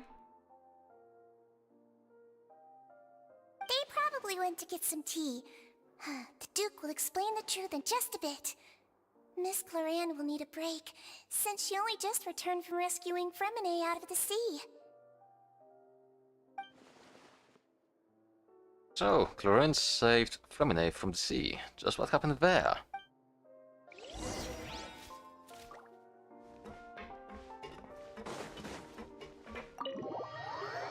Bone, why are you not cooperating with me?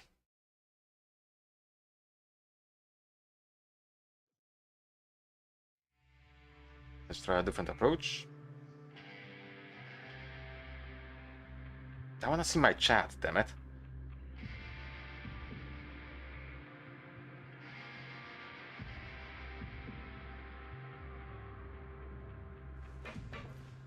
This way.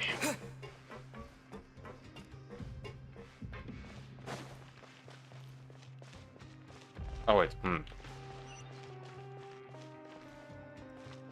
Where's the lift? It's this way. Yes!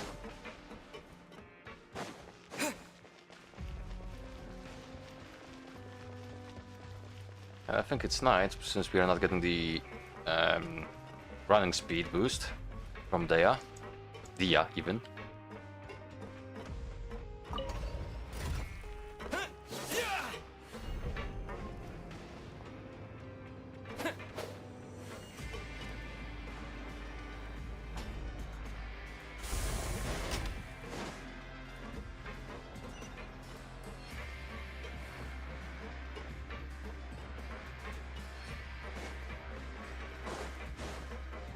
That was a sneeze.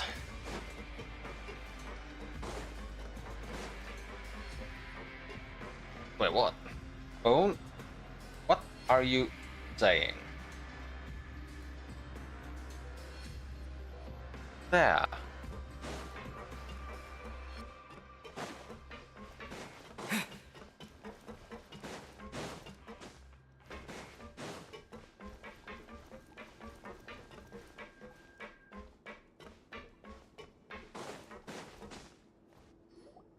Whee!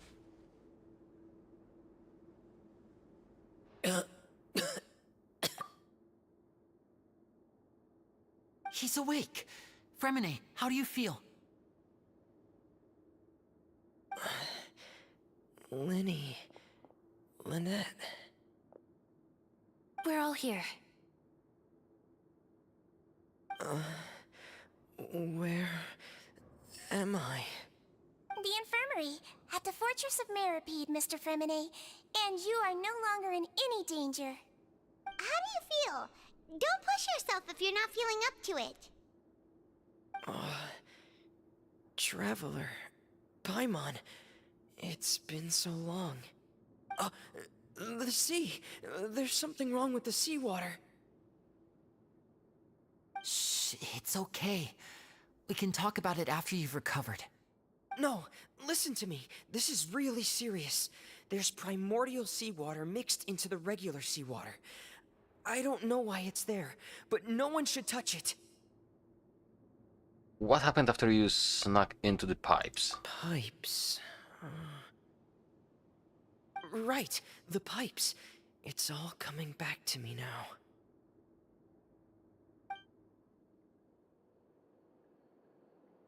Show me.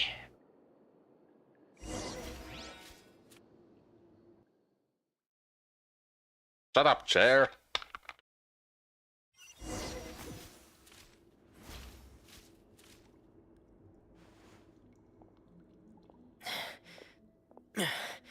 I'm in. Seems like this pipe hasn't been used in a long time. It looks abandoned.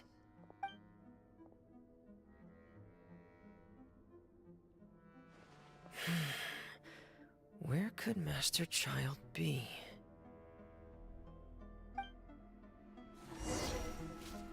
Ah, hello. I can use the glider. And I don't see anything here.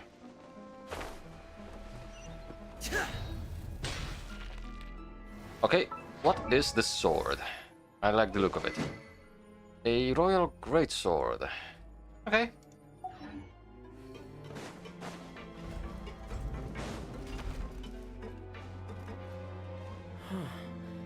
This mechanism looks like it's been tampered with. Could he have done it?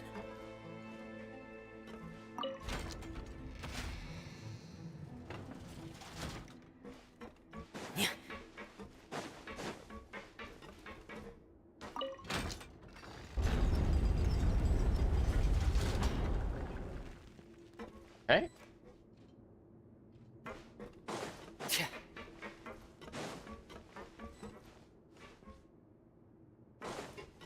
I guess there's gonna be a mechanism to actually rise the platform.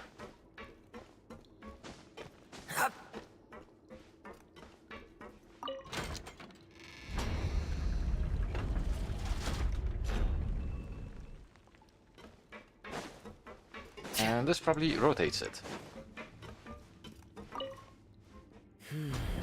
It's getting stuck on something. Seems like I'll have to avoid those obstacles while I turn Ah! Smart.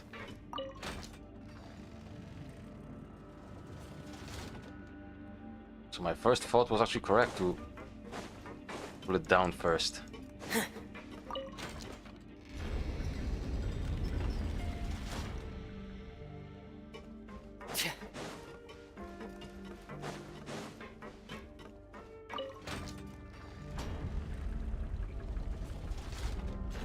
Okay, perfect. I like the music.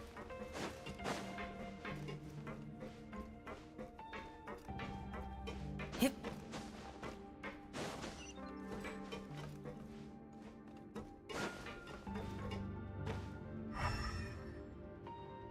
No loot.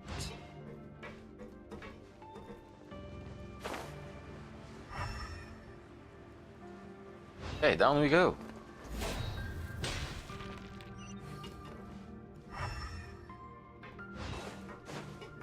I'm still looking around because in many cases there are This like is where the water starts. treasures you can find. Okay. Master Child probably dived into the water. I'll go take a look as well.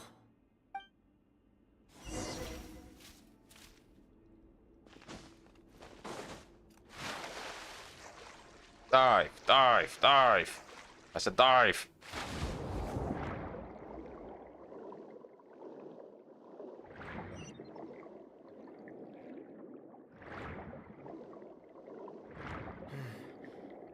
vegetation here is a bit more sparse. These traces aren't natural. A person must have left them, and recently. I should be going in the right direction. Trying to check something, because I think he's actually swimming faster. I don't have Promenade of my own, so... Because the stamina consumption... Ah. Maybe I'm just imagining things now.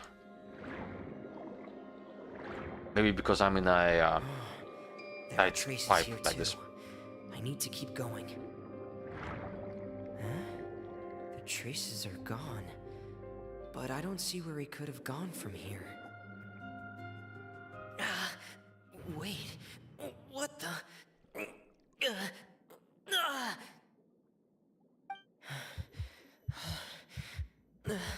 My heart is racing, and it's getting harder and harder to breathe. What's going on?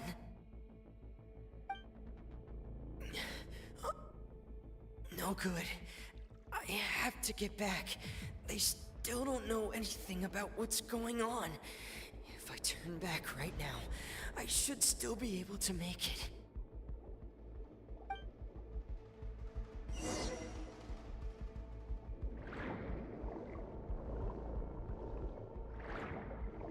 Oh, I'm losing health.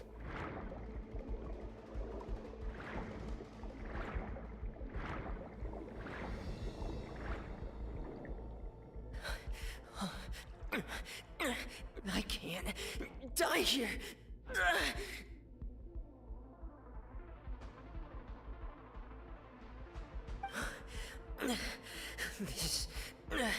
This is bad. I'm feeling worse and worse, and I'm still underwater.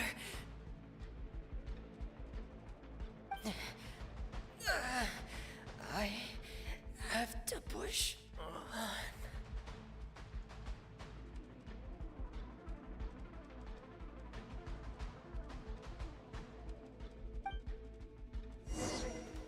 Okay. So we didn't learn that much. So, in other words, the trail you were following vanished, and you had no idea where Master Child could have gone. But there was also no obvious place for him to have disappeared to. That's right. I tried my best to swim back, but I had already put some distance between myself and the fortress, and I just couldn't find the strength to keep going. I probably passed out some time after that, and you know the rest. Miss Clarande brought you back, but we also don't know why she just suddenly appeared at the fortress, or why she went out to save you. Miss Clarande, you say? I must go thank her in person. You're still too weak, Fremine. You can go after you've had some more rest. Miss Lynette is right. I believe Miss Clarande will stay here as a guest for another few days, so there's no need to hurry. A guest? Then I can assume Risley was the one who invited her to come down here? You should ask His Grace about that. He'll be able to explain better than me. Got it. I'll go talk to him. Yeah, it's about time he actually told us what's going on. Wanna come with us, Libby? No, please go on without me. I don't want to leave just yet. Lenny. The logical part of my brain is aware that we're safe right now, but I still can't bring myself to leave. Both of you are just in danger. Understood.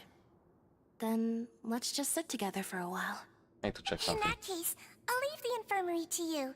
The Traveler and I are going to head out for now. As long as you stay in here, I don't think you'll be disturbed. Thank you.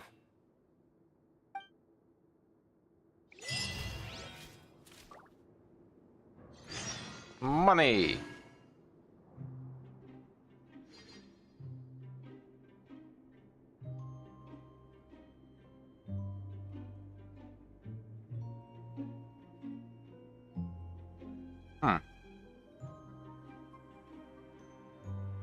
Why is this happening?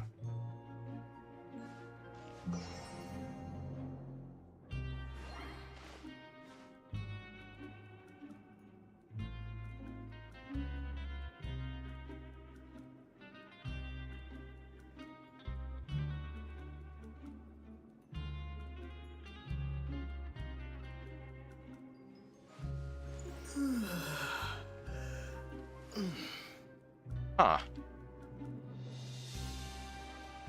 Stream health. Well, apparently the stream is healthy, so... Not from my end.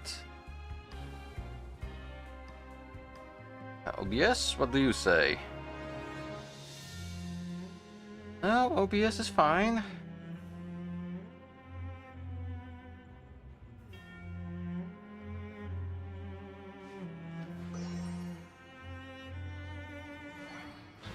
So it may actually be YouTube's fault. Wouldn't be the first time. They're here.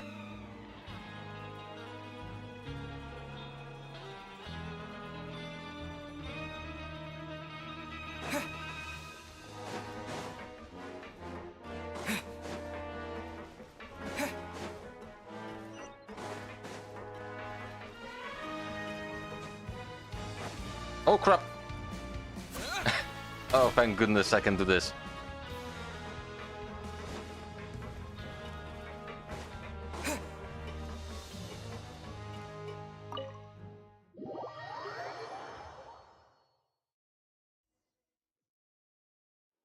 Okay.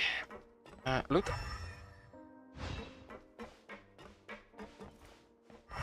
Well, isn't this an obvious secret entrance? I really like the music.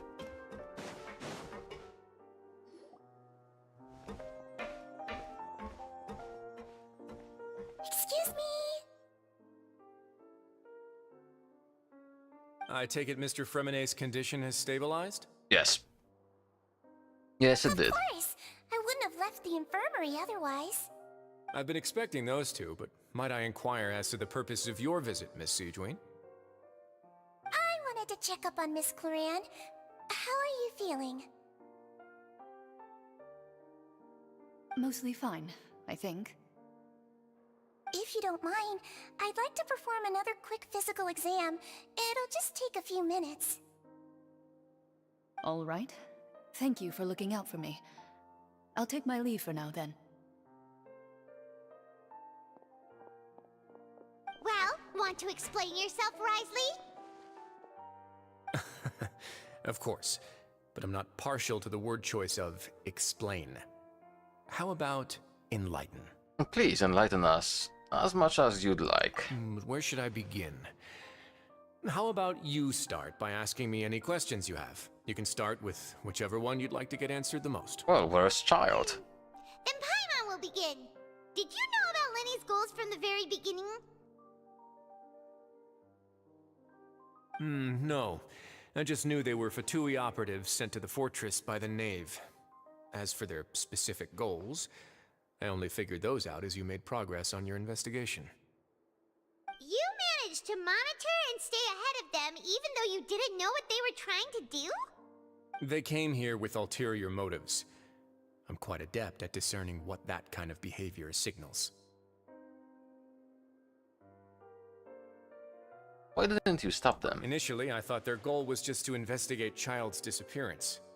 Linny suggested that I had deliberately let him escape, but in truth, I didn't really do anything special to help or hinder him while he was here.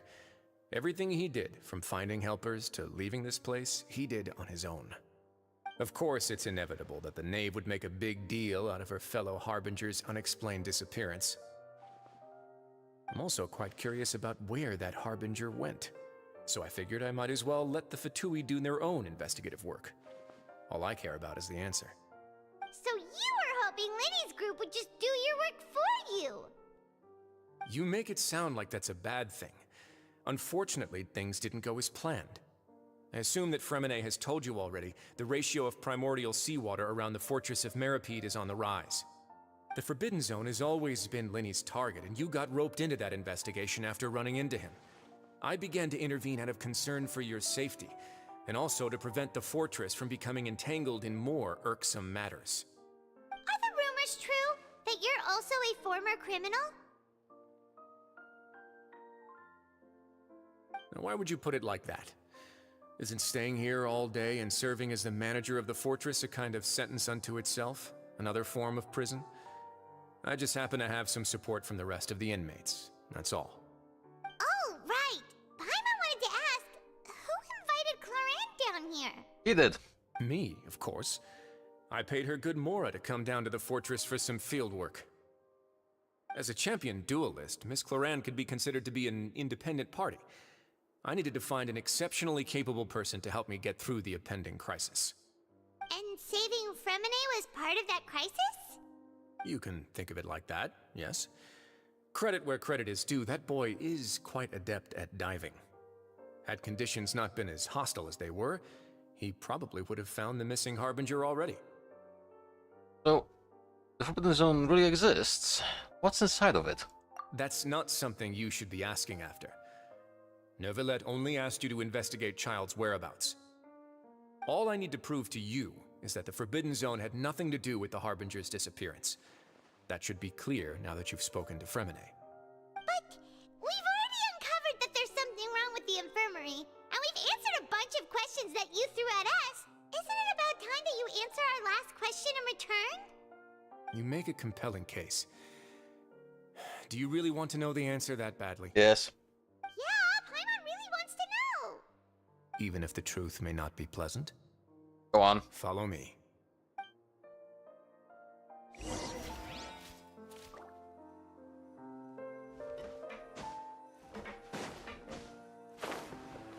I knew it.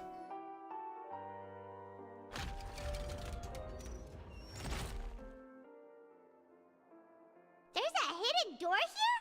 And a whole basement behind it? Huh. You're pretty good at hiding stuff, Risley. It seems you've forgotten just what kind of place the Fortress of Meripede is.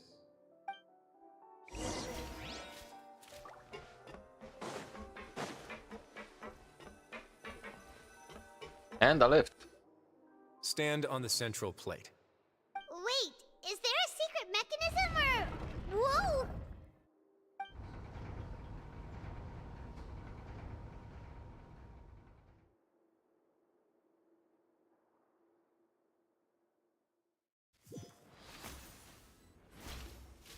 So, this is the Forbidden Zone?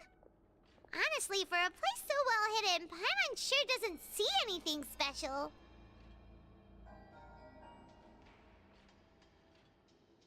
And that is... What a huge door! There are 3 such isolation gates in total.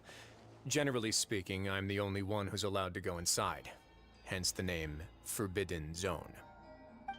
Am I correct to assume you're going to run on back and tell your little Fatui friends everything? Well, Paimon wasn't thinking of keeping anything from them. Well, I'd advise you wait until you've seen the whole truth of this place for yourself before deciding whether or not to tell them. Show me. Oh, I'm alone.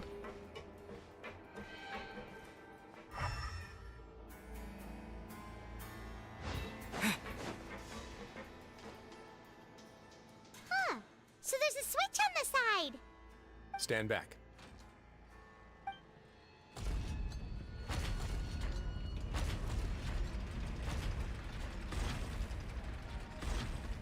Whoa!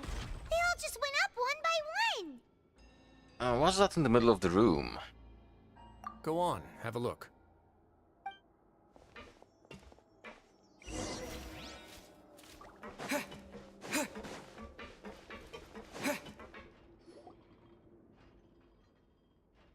This room is really empty with nothing in here, which is quite strange on its own. There's also a device smack dab in the middle of the room, which looks like some kind of a massive sluice gate? I've been interested in what lies beyond that gate ever since I assumed leadership of the Fortress of Meripede. Of course, it would be unwise to recklessly open it, but it'd also be risky and negligent to simply ignore any potential danger that could be behind it. The readings on that dashboard have not budged since the day when I first laid eyes on this place. But over the past year, the needle has crept upwards from its original position, likely because some parameter it's been tracking has changed, if only infinitesimally. Normally I would have ignored it, but I happened to have some free time when I noticed it, so I investigated. Any guesses what the reading could be tracking? I guess the pressure. Very reasonable guesses. I've considered both of those as well. Unfortunately, our dashboard is tracking something less ordinary. The The level of the... temperature should vary with weather and climate changes, so for something that rarely shifts, the water pressure is more likely. Yeah. We ran a few tests to increase the pressure from the outside, but the readings didn't change at all. So the primordial Later on, a water. few more possibilities occurred to me, such as a potential connection with the primordial sea. I began to make a few preparations based on that hypothesis. Over the past few days, the needle has moved again. With that, and the symptoms that Fremine displayed after leaving the fortress, I can now confidently conclude that the readings represent the concentration of primordial seawater in the seawater nearby. The concentration of primordial seawater? But we're already under the sea! And that is precisely the problem. We're at the bottom of the sea, and now we're surrounded by toxic seawater. Somehow, primordial seawater got mixed in, and the concentration is steadily rising. So the primordial seawater is continually leaking into the sea? Yes, that's very likely. But forget about the two of us! Not even Novelette knows where the primordial sea could be, much less where we could find and plug a leak. Oh. Oh! Seems like you've figured it out. I believe the primordial sea lies directly beneath this sluice gate. For some reason, the primordial seawater levels have risen significantly, and it's now very close to us. The indicators are now red. Although the gate still stands, some primordial seawater has already leaked out and mixed into the sea around us. If this continues, soon it will no longer be able to hold back the primordial sea at all. And if the primordial sea is leaking through, if this gate falls, all of Fontaine will fall with it. Yeah, you know what the legends say. If this place falls, then everyone in Fontaine will be turned into puddles in the span of a night. But that's just too weird! Why would the Fortress of Meripede be built right above a sluice gate for the primordial sea? Who built this place anyway? Your expression tells me you think this might be part of a vast, complicated conspiracy. To be honest, you might find the actual answer may be exceedingly boring. That It's is? just that the secret of the Forbidden Zone had been long forgotten by the nation before I rediscovered it with my research. There's no single founder of the Fortress of Meripede in any traditional sense. What we know about its history has been left to us by the people who used to live here. When the previous Hydro Archon Egeria ruled the land, all convicted criminals from Fontaine were exiled. The people drove the criminals away like a wolf pack chasing away the banished. The criminals received no sympathy of any kind from the people. They were exiled to the desolate seaside, where they experienced only pain, struggle, and the bone-chilling cold. Some of them began to repent, and prayed to the Hydro Archon, asking if there was still anything they could do. The Hydro Archon took pity on them, and said, "You may go guard my secret, deep underneath the waves." And so, leaning on the power of the Hydro Archon, they gathered underneath the sea and began to build a fortress. They became a community down there in the deeps, and over the years helped it to grow. As the number of exiles increased, more and more people joined the community. When the first group of exiles died, they left the yet unfinished fortress to their successors. The Hydro Archon continued to lend her support, allowing the fortress and what it stood for to continue growing ever larger. Before long, this dark underwater fortress became the sinner's only home. And with that, the people here stopped referring to the fortress as a prison. They saw themselves as repenting sinners who would regain their freedom once they had sufficiently redeemed themselves. But as time went on, people also realized that the fortress was a lonely place. Once they had gotten used to life here, they could no longer feel comfortable living in the overworld. Once they had finished serving their sentences, some people left and some others chose to stay. They'd find some idle position and let their withered souls fade away with the ancient secrets of the past. After many, many centuries, few people still remember the reason for the fortress's founding. Now they just see it as an integral pillar of Fontainian society, as the place where criminals deserve to be sent. Now and again, researchers manage to break one law or another and live out their days in the fortress. I learned all this from an elderly historian Everyone else just thought he'd made it all up. But now you know every part of that history is true. Indeed. It's just as the prophecy says. If this gate fails, then everyone will be dissolved into the sea. Do you believe in prophecies? To be frank, not really. But sadly, that hasn't stopped this prophecy from proving all too accurate. Prophecies are troublesome things. Just hearing one will create the first wave of panic. Seeing signs of it will bring about the second, and actually witnessing it in real time, the third. So, as the Duke of Merrifield, just what do you plan to do about it? Let's go somewhere else. I want to show you something.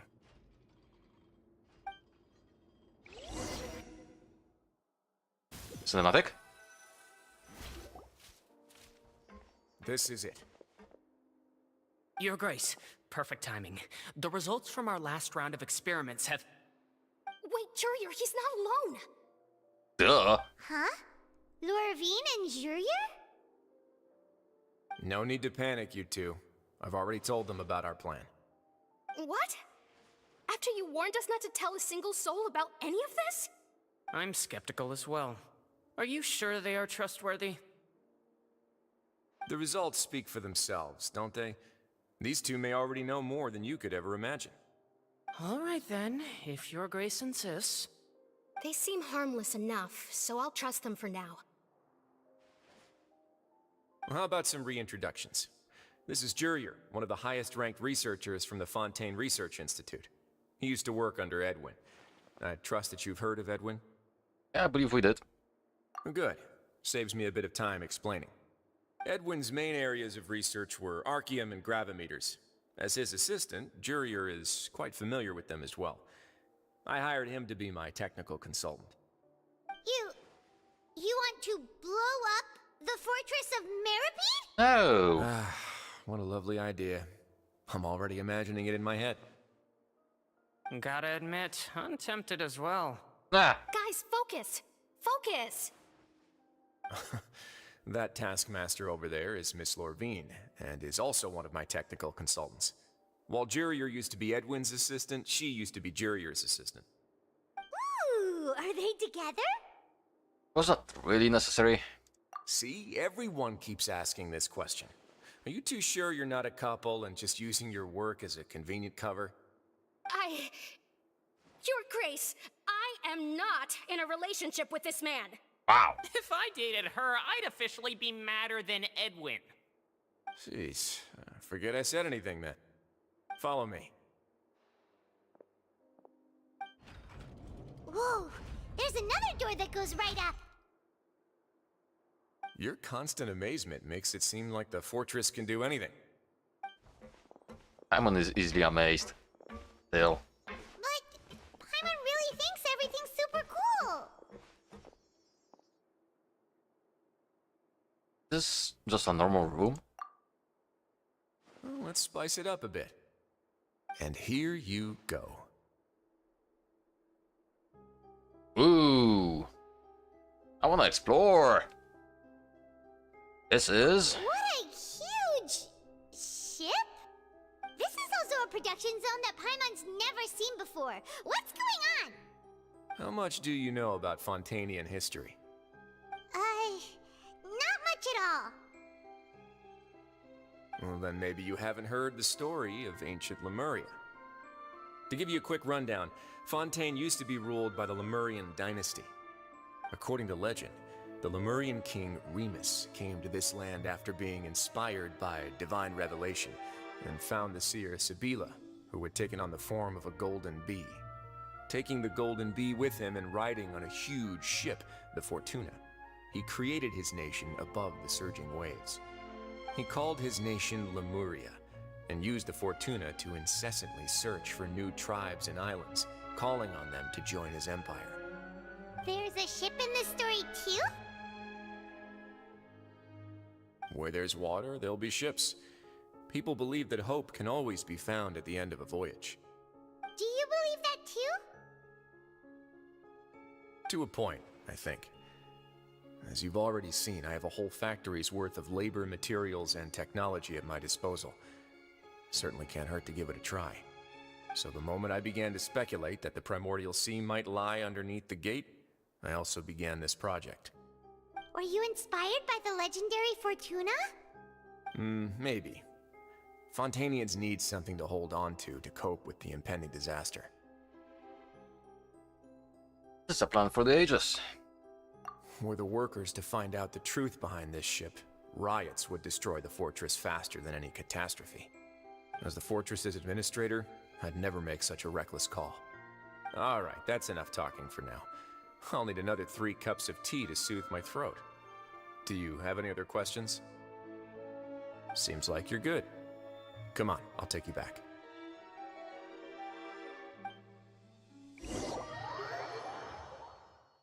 Well, this story is actually quite good so far. Not gonna lie. I'll leave you here for now. Oh, thank you so much. No worries. But don't forget, it's up to you whether or not you want to share what you just saw. What you do from here on out will likely affect those 3 as well. He means that my actions now will decide the next step Linny's group takes. In other words, if I want to tell Linny the truth, I must make him understand that we cannot afford excessive conflicts right now. Yeah, we'll put a lot of thought into it for sure. Yeah, we will. Great. I look forward to what happens next. Well, time to tell them.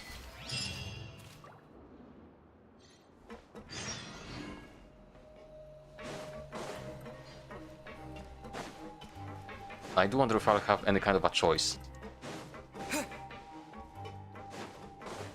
keep a few things out. We're back! Welcome back. Do you want a cup of tea? How can you be so much like Risley, always drinking tea? Huh. Actually, now that you mention it, I just remembered something now. While I was sedated, I could still barely hear 2 people talking next to me. They were discussing everything, from the leaves to the water and even the teacups themselves. Must have been Risley and Sijuin. Yeah, I heard 1 male voice and 1 female, so it should have been the 2 of them.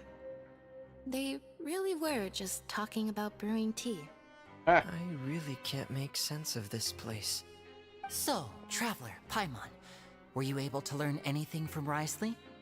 Yeah, he explained everything. Very well. Then, would you mind checking your answers against my speculations? Feeling better now, Linny? Yeah, I took the time to rest, so I'm feeling a lot more relaxed now. Nobody else is around, and Miss Sijuin is also busy with something or other, so let's just talk here. Alright, then I'll posit my theories. I asked myself 3 questions. Firstly, why was Fremine affected by the primordial seawater? It was because he dove into the sea. My theory is, the long-lost primordial sea is probably very close to the fortress of Mirapede. Ooh, he's good. He got that right on the first try. That's our Linny. Secondly, Risley's attitude changed dramatically during the course of our stay here. He ignored us completely at first, then suddenly roadblocked us. Why? I spent quite a long time thinking about this. If he has been monitoring the Fatui since the very beginning, he probably ignored us at first because he was hoping we could find Master Child for him. What's more, the Fortress of Mirapede is not part of Fontaine's court system, nor does it report to Udex Nervulet. Risley is basically the king of a no-man's land. As long as the fortress doesn't do anything about Master Child's disappearance, Father can use it to pressure the Fontaine authorities. And while the 2 factions are pitted against each other, Risley will be free to move between the parties of interest. If I had to guess, he probably has something that he's working on himself. It's likely related to the secret of the infirmary, but I just can't think of what it could be. Oh, Lenny's grasp of the big picture is amazing. You're super smart. Thanks so much. Then finally, there's the last question. If Risley does have a plan, what could it be? All I know for now is that his plan probably has something to do with the changing nature of the seawater. He's even gotten Cloran to help him out. That can't be the full extent of what he's doing. There's probably a secret passageway behind the block in the infirmary, and there's something big in the fortress that most people here never get to see. Yep. He has a bargaining chip, and it could be important enough for Father to deal with him directly. I don't have enough information, so I have no idea what his chip might be. But let me guess. You have the last piece of the puzzle. Explains.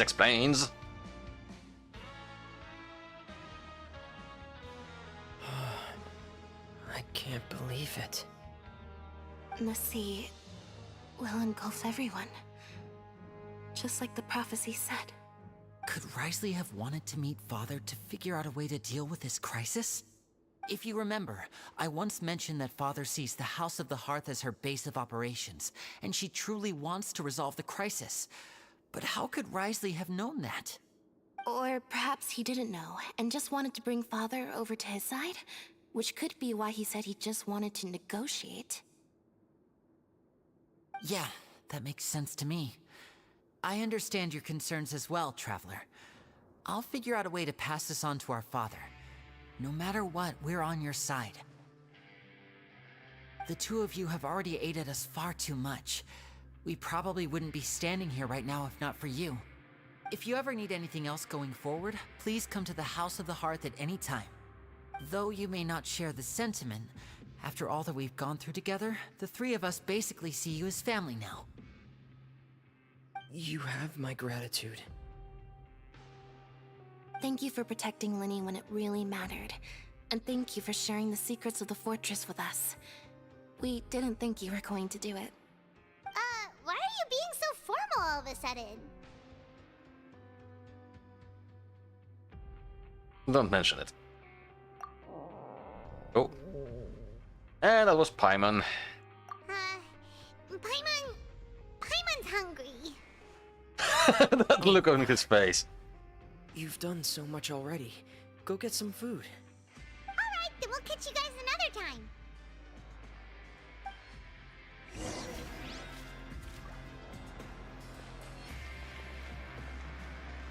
Okay, so... I was planning to actually save up on Primo Gems, starting yesterday, but... I really would like to try a few times for our little Duke. So I'm gonna spend the gems I have, which is enough for 2 wishes, apparently. Maybe I'll hit it.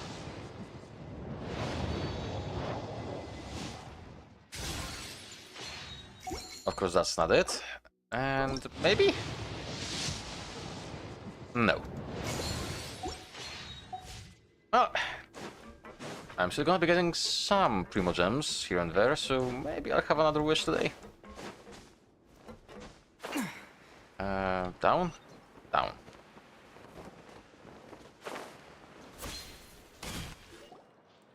It's time for dinner. Welfare meals now being served in the coupon cafeteria. Yay. Come on, let's go pick up ours as well.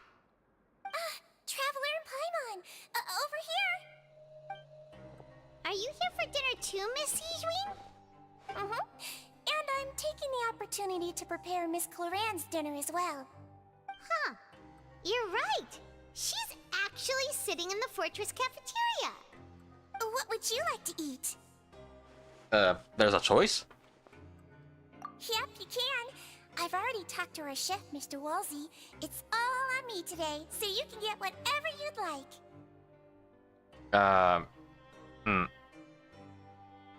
Well, let's go for the tastiest. Me too! Don't forget Paimon! No problem. Just leave it to me.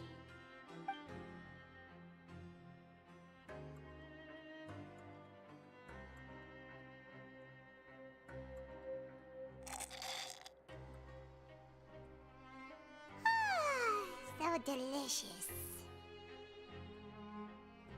Amazing. Paimon's so happy. Paimon wants to feast like this every day. You get fat. Feeling full yet? How's the food? Delicious! Besides the milk, I mean, everything was super delicious. I'm so glad to see you all so happy. Oh, see, the expression on your face just now? The muscle here just moved, which suggests that you're feeling quite relaxed at the moment. Sijuin, do you do this to help your patients or to better understand human beings? A bit of both, I suppose. I'm a Melazine, which means I'm very different from human beings. I must know what you're thinking if I want to take good care of you. You're really good at taking care of people. Even though you're so short, you still talk and act like an older sister. Really? You're reminded of an older sister? That's great to hear. Oh, and what did you mean back in Risley's office? When you said that you were protecting Linny and his siblings as well? Oh, that. I just asked His Grace to look out for those children, especially that diver boy. I was getting a bit worried after hearing that something was wrong with the water. Thankfully, Glorand is very strong and managed to save him in the nick of time. His Grace also sealed the pipes after Glorand left, to make sure that Linne wouldn't impulsively chase after his brother. Although the path was blocked, we still stationed some guards there to stop anyone from approaching. They were instructed to only open the door once Miss Glorand had returned. Oh, and I was keeping an eye on Mr. Linne as well. We had to press him, but we couldn't allow him to be in any real danger. You were all super considerate and really thought everything through. It's just what we do down here at the fortress. At least this has been His Grace's style for as long as he's been the leader. Oh, I really wish Monsieur Nervula would come down here more often too. I feel like he'd like it here, with all the darkness and chaos. But that doesn't make sense at all. It's hard to imagine Neuvillette outside of his office. Get a good night's rest, you two. You both worked very hard.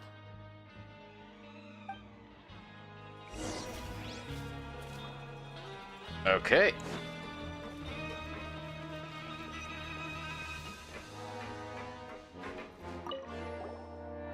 Glorand! Ah, it's you two.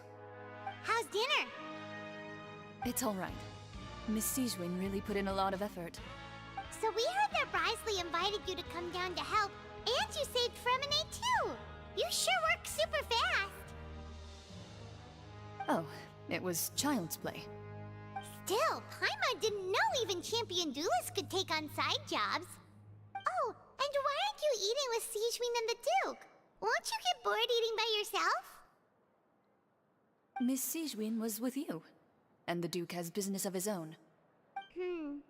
Actually, didn't Navia say that you went out for dinner with her as well? Yeah. First time in a long time. First time in a long time? So you mean you've gone out to dinner with her in the past? In the past, yes. You seem to be enjoying yourselves here.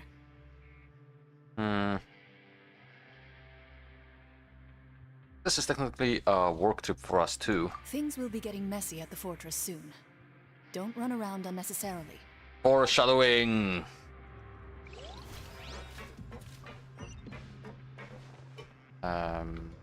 This way.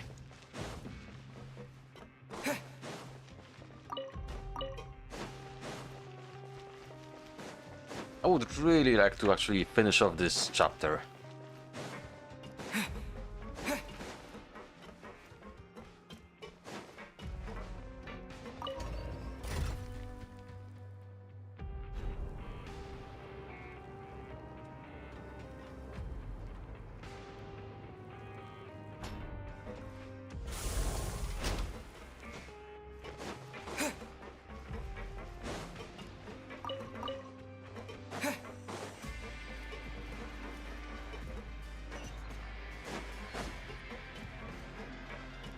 And I see. Nope, never mind. YouTube is still screwing up. I was gonna say YouTube is fine now, but it's not. Not me, since my MS is quite good considering I'm streaming in HD quality. So much has happened. Paimon just feels absolutely exhausted now that she's finally relaxed. Paimon's super sleepy. Are you sleepy too? Yep. Oh god. That was loud. That was so loud. Why? Oh, she's really immediately fell asleep. Delicious. Paimon wants seconds for free. Okay. Good night.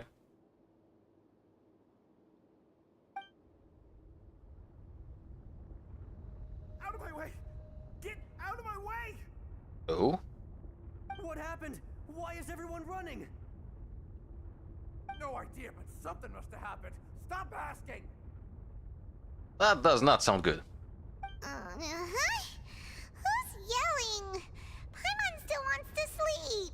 Oh, there's this rumbling, you know. What's that sound? Wake up! We need to go out and see what's going on. Well, there's also an alarm.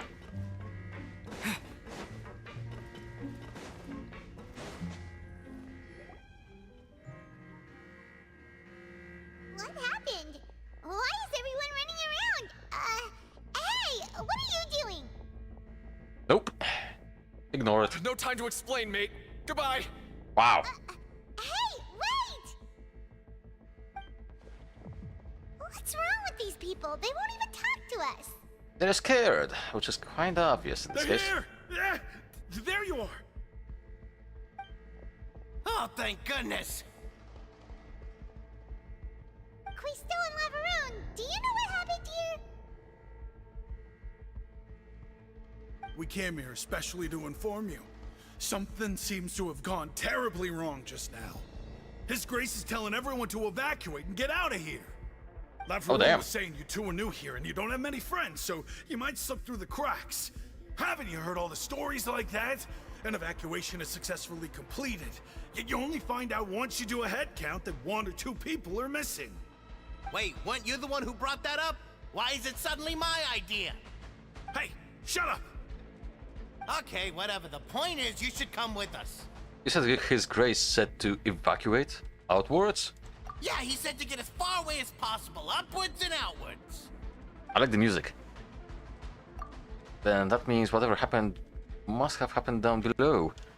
Oh no, is that gate at the very bottom? Oh no, it can't be that thing!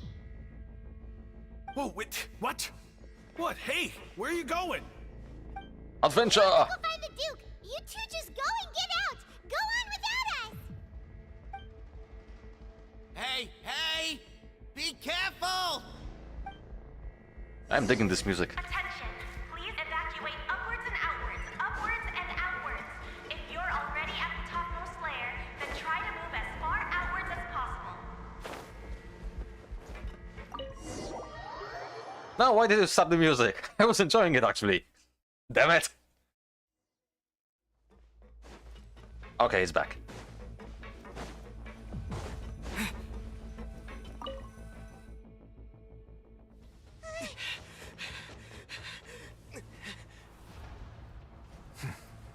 They're here. Just like I said. What happened?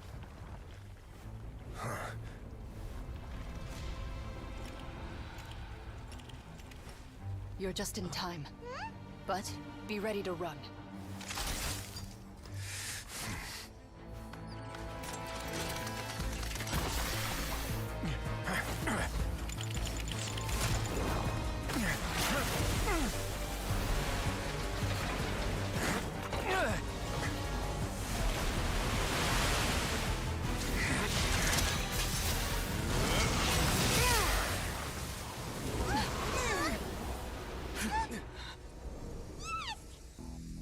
No.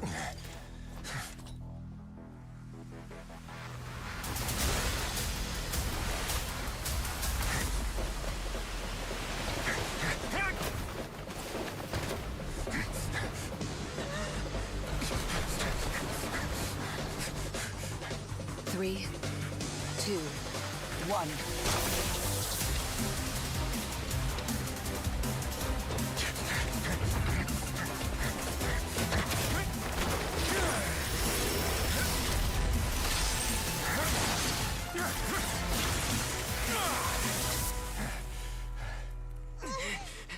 This won't hold it for long. Find Neuvillette. Tell him the defenses are about to collapse. Then what will happen to you? Until he arrives, we're the last line of defense.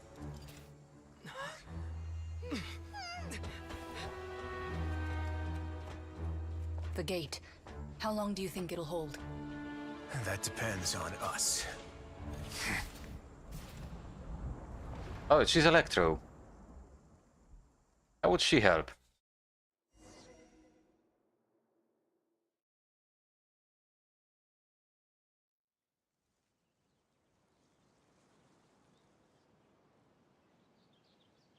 Okay, yes, game, hello. That's a long loading screen. Neuvillette, why are you here?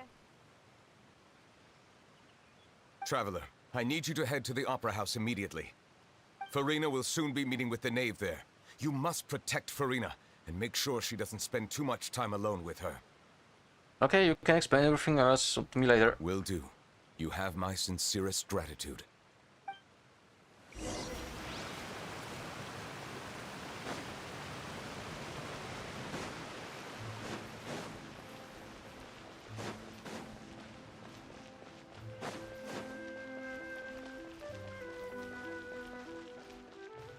Now we are getting the bonus to running speed.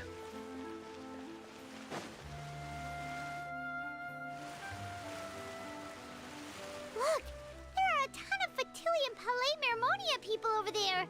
The knave is probably here already. We need to hurry. Possibly. Are you two the traveler in Paimon? Yep. Monsieur Neuvillette has left instructions. Please follow me. Though I'm sure he's already explained, this should be a mostly cordial conversation, unlikely to give rise to violence. But it would be most appreciated if you could protect Lady Farina to the best of your abilities. I'll do my best.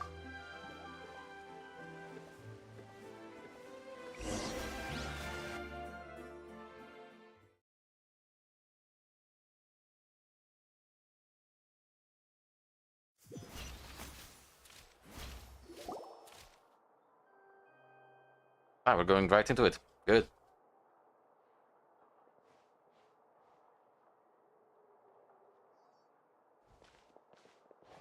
Oh, so you two are the honored guests Miss Farina mentioned. Of course, of course!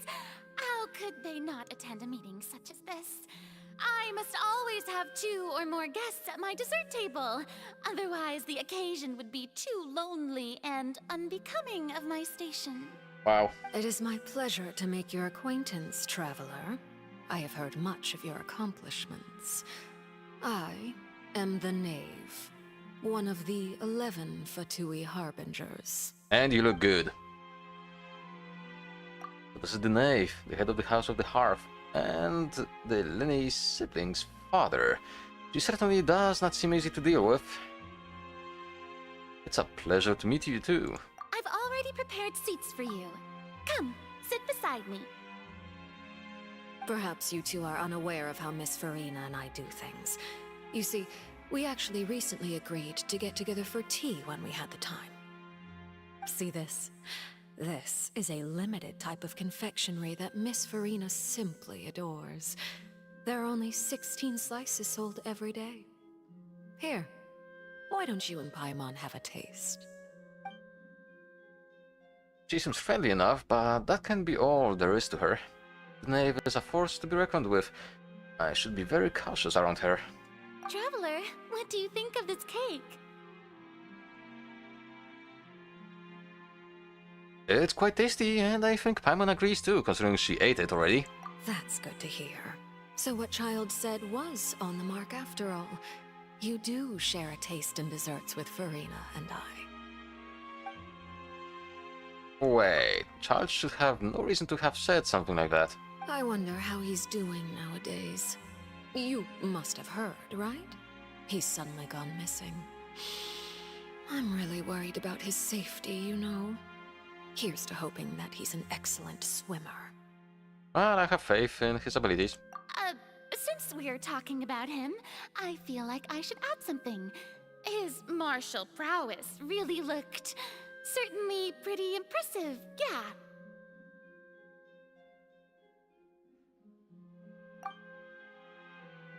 Rina looks quite nervous. There must be some kind of bad blood between her and the knave. Oh, so you're also familiar with his aptitude for fighting, Miss Farina. Oh, right. I almost forgot. Child was subdued by Udex Nuvillette right in front of you. Against ordinary people, my colleague would never be on the back foot. But alas, he just never imagined he'd run into such a person.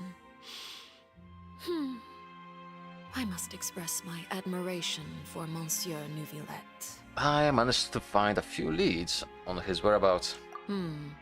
Coming from you, that's not surprising at all. But I thought you would be happier to hear the news.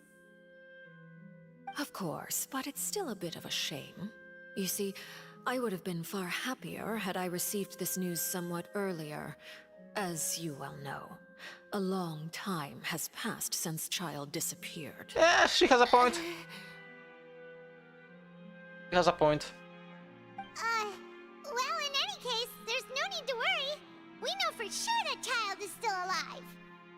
Oh, and just how do you know that? We actually can't know that. Because we found evidence that proved he left the Fortress of Mirapede. And where did he go after leaving the fortress? Well... We have no idea. I don't know, Paimon's statement just left us wide open. The Fortress of Mirapede lies deep beneath the waves. Unless he pranced right out of the main gate, he must have had to swim for it. Do you have any proof that he surfaced safely? We do not. But there was also no evidence that he's been injured or killed. Ah, that is good news at least.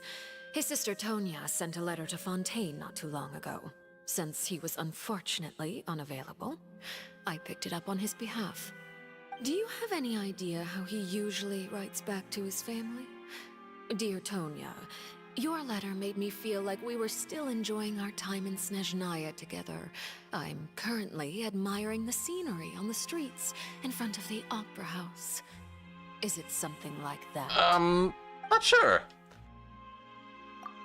She's turning up the pressure. I'm not sure I'll be able to convince her, but I can at least try to distract her from Furina. Well, that sounds good to me, yes, though I don't think he would write something like that. I may be wrong. All letters tend to follow the same few formats anyway, right? As long as the contents are accurate, it doesn't matter so much how it's written or how it's worded. Why did you say that? Why did you have to open your mouth? Hold on. The water in the teacup is shaking. I suppose this is also a sign of things to come, Miss Farina. I don't quite understand what you're trying to say. Have we entered into the next stage of the prophecy? Yep. Yes, you did. He knows.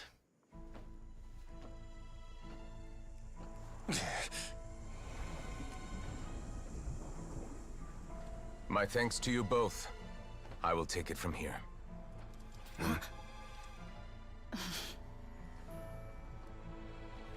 Sure you don't need a hand?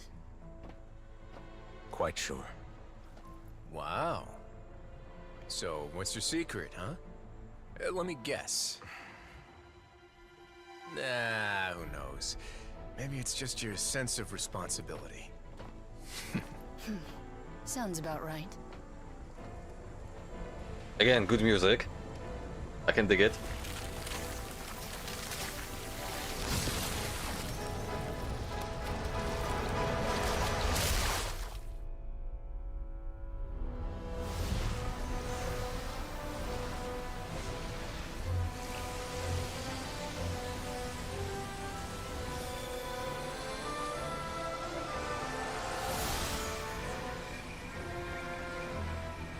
day may come when the prophecy is fulfilled and the waters burst forth.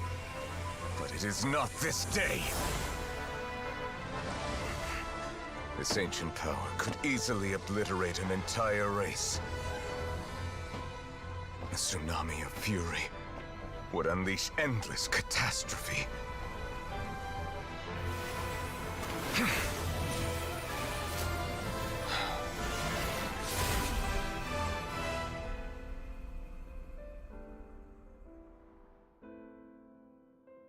This sentence is too severe. Forgive me for overruling it. Interesting. Was that something the previous Archon made as a punishment or something? All right. Seems like the problem inside has been suppressed. I'm also wondering what kind of a creature is Nouvellette actually. But I guess I'll have to level him up a little bit and get the friendship levels to a proper level to learn something about it. Because I'm really curious. Let me guess, we're safe for now. Indeed. But only for now. I win this bet. You owe me a present. Very well. It was indeed just as you said. You made a bet? We made a bet on the size of your entourage. Cloran thought you wouldn't come down by yourself. I figured you would have at least brought a few people along for appearance's sake. It appears I underestimated just how confidential the mission was. Shouldn't you have gotten used to confidential missions by now? That's just how the courts operate. So what gift must the loser give? Tea? He already has tons of tea in his office. I'm thinking about a set of legal codices. That wouldn't happen to be a dig at my lack of legal awareness, would it? Well, I'm sure His Grace doesn't consider the fortress to be outside the law. I was under the impression the residents of a place like this would be uninterested in the legal codices. That was obviously a joke. Not to him, apparently. Anyway, you've still got some unfinished business to attend to in the overworld, correct? No need to stay here if you have a pressing matter. We all know you can't leave Palais Mermonia for long. Thank you. I hope everything went smoothly with the Fatui Harbinger. It probably did not. But we'll see in a moment, I guess.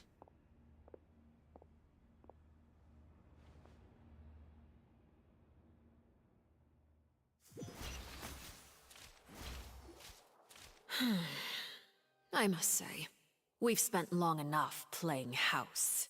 Oh? Miss Farina, as the Hydro Archon, I am sure you understand the exact meaning of the phenomenon we just witnessed. Or should I say, that's what I originally thought. But looking at your expression, was I wrong? And you haven't a clue? He probably does not. What are you trying to say? At this point, I don't think there's any more need to speak as diplomatic representatives. Allow me to speak to you now as just a Fontainian. You know the prophecy by heart, and also that every part of it is being proven true. Yet, here you are relaxing, drinking tea, and eating desserts as if it's all nothing more than a few stray bugs in your garden. Do you really think that's acceptable? The prophecy's hanging above our necks like a guillotine. Every faction is looking for a way to either avert the disaster or save their own. Even the orphans of the House of the Hearth have devoted everything to saving their homeland. But you? It beggars belief just how nonchalant and carefree you have been. From the very beginning, you, the god Focalor, you have utterly failed to take action. You're wrong. I've never ignored the prophecy, nor have I just been passing the time in self-indulgence. Retract your accusation and stop doubting the wisdom of the gods with such absurd conjectures. Is she wrong though? I am not alone in my doubts, you know. All the children of Fontaine may be harboring the exact same thoughts right now. Oh, great Hydro Archon. How are you going to save them? Save us? How are the people you've sworn to protect supposed to survive in a land that will soon disappear beneath the waves? I have my ways, and I've been working on them for all this time. Even if you look down upon me, you have no right to judge me. Fontaine will be saved.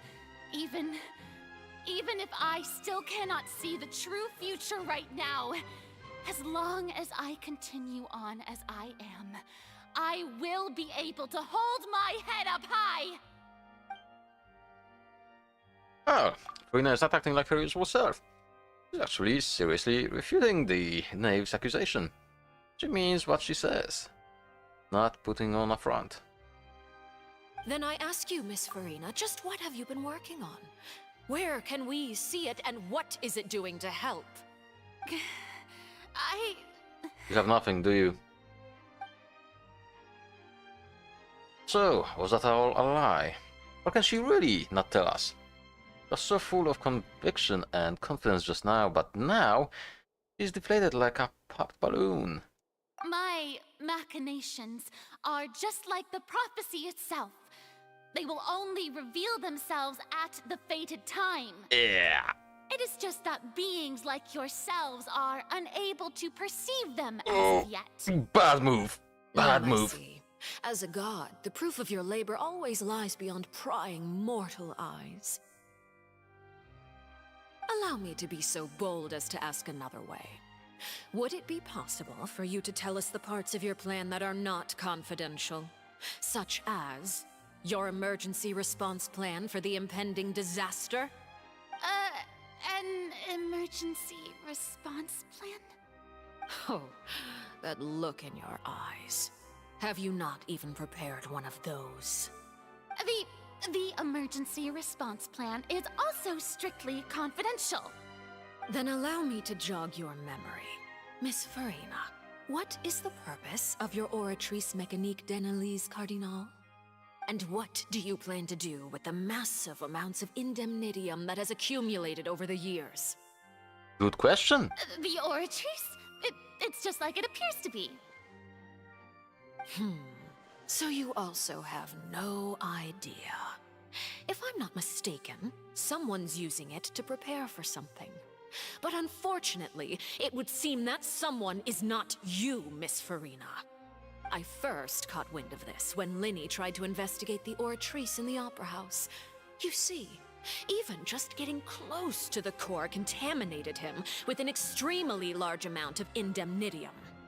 But even if that had nothing to do with you, then what could you possibly be working on, oh great Hydro Archon? Oh, right. I almost forgot. Udex Nouvillette is not at the tea party with us today. Miss Farina, I suppose you must have ordered him away to take care of some troublesome business.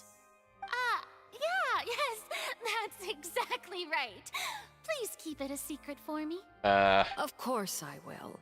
Although, I must say, Miss Farina, you seem quite insecure without the Udex by your side. Oh, very well. Let's stop that conversation here. There are still a few slices of cake left, so please, help yourselves, everyone. Oh, these aren't topics I can speak about. I don't even know what Nouvellette's task was. If I had to guess, he probably went down to deal with the surging primordial sea, but can he really deal with it all by himself? And is Farina being truthful or not? Traveler, I heard that you were recently commissioned to handle a few matters on behalf of the Udex. Why don't you take an extra slice of cake? Those who work hard deserve gratitude and praise. You too, Paimon. Thank you. Paimon will take you up on that offer.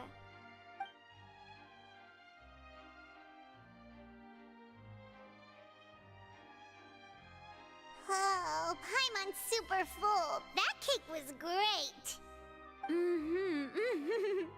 If it's on my tea table, it must be of the highest quality.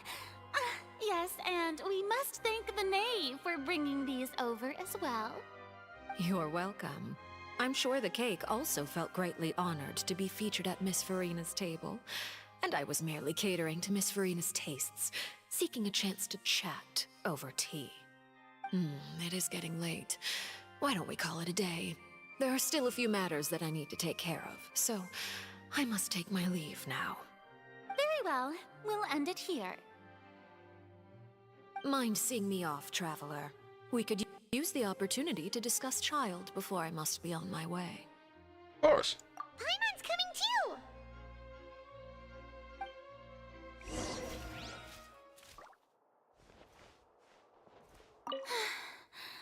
The tea party turned out to be even more difficult than I'd imagined.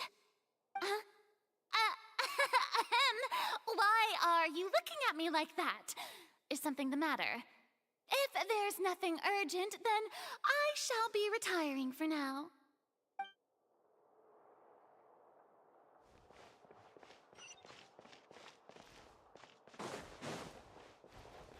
Oh. Oh. Oh! That's where the chamber is.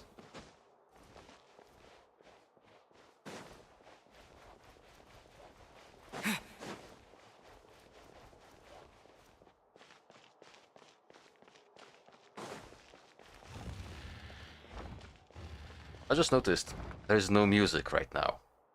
Something is bound to happen.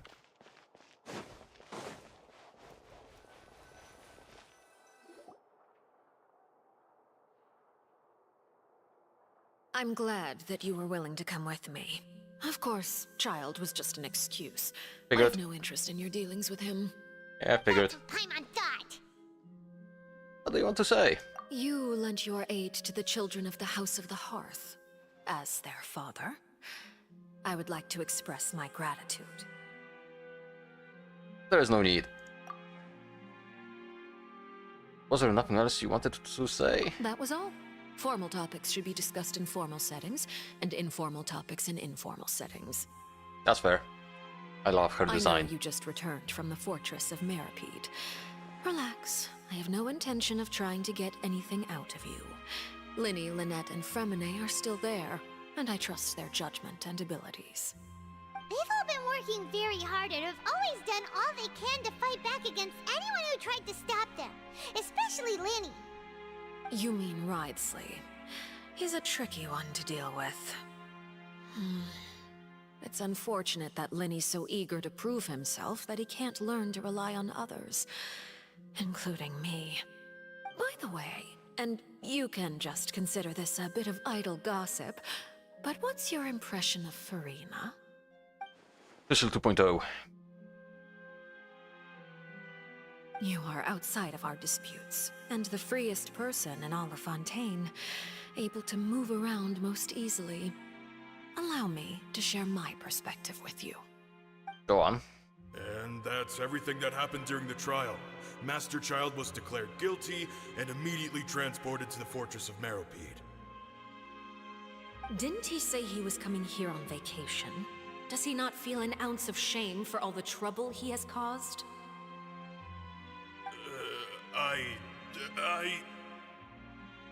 Forget it. He did give us an opportunity. I will be meeting someone shortly. Do you require help with any preparations? No need. I will take care of it myself. I need to meet with Farina, the Hydro Archon. She is at the heart of Fontaine. But what's fascinating about her is that she often seems more like a celebrity than a working Archon. Yep. Oh? Come over here, you little critter, you!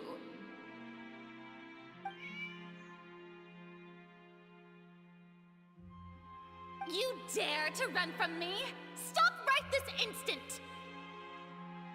My goal is just to discover the location of the Gnosis. But I didn't expect the chance to approach Farina to be handed to me on a silver platter. This is so easy, it's actually making me a bit suspicious. Just a side note, if this is the knave's outfit that we'll see, or maybe this is some kind of an agent, I like it. I really do. It looks good. Minus the blindfold, I guess, but everything else looks good. Anything left unguarded is usually just bait. But no one will blame someone for taking the bait.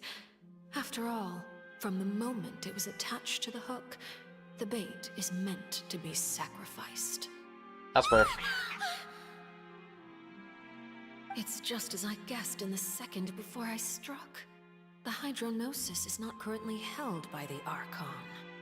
In fact, this Archon doesn't seem like a god at all. And I sense that she's under some kind of curse. Who are you? And what are you trying to do? Please don't kill me.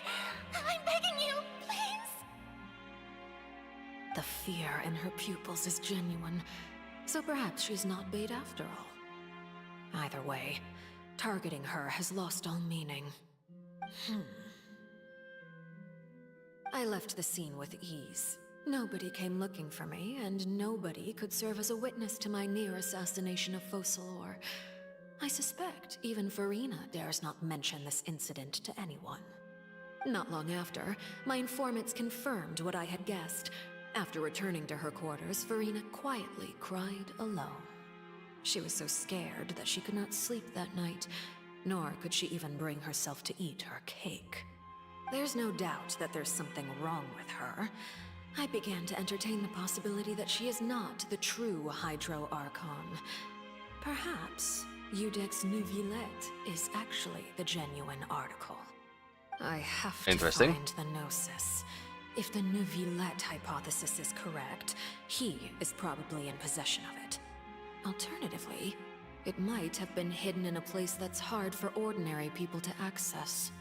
Yes, Father. My dear children, please speak. News from the fortress of Meripede. Master Child has gone missing. On top of that, the contacts and guards we bribed at the fortress have all gone quiet as well.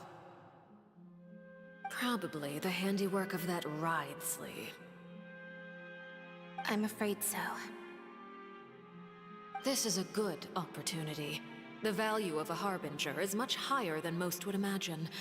We now have an excuse to exert diplomatic pressure on the Fontaine authorities. Set up a meeting for me. I would like to meet the Hydro Archon and Eudex Neuvillette. Oh, and I have an additional mission for you three. Yes, Father. Tartaglia's disappearance was not a part of my plan, but I can use it to make a breakthrough. With this as my excuse, I can ask for an official audience and continue my investigation of Farina and Eudex Neuvillette. The initiative belongs to the House of the Hearth. My wish to investigate the fortress of Meripede will be a front. Linny and his group will be responsible for the actual intelligence gathering.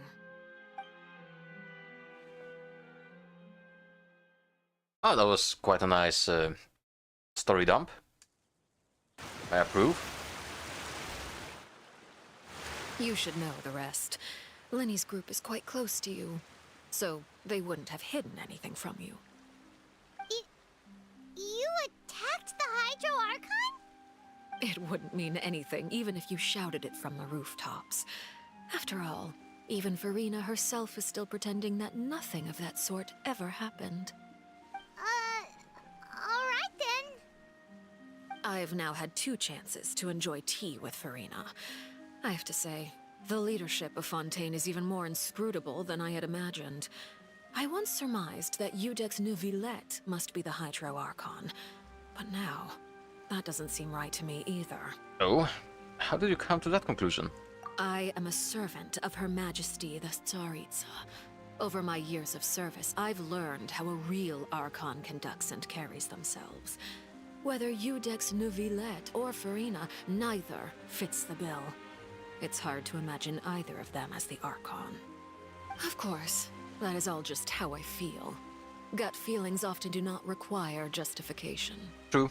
It is, however, quite amusing to me that after all my years working in intelligence gathering, I've come to realize I am at a complete loss regarding the identity of the god of the land of my birth. Don't you think Fontaine is quite intriguing? A catastrophe looms, yet many secrets have yet to rise to the surface. It looks like Fontainians will have no choice but to save themselves. Ultimately, though, one must survive in order to do anything else. Should the need arise, I would be happy to cooperate with you. You don't need to commit to anything right now, of course. I have a feeling that the situation will continue to evolve, and as your name is often connected with noble deeds, I'm sure we will work together someday. Ah, Novelette. He certainly returned quickly. You must want to catch up with each other, so I'll leave you to him.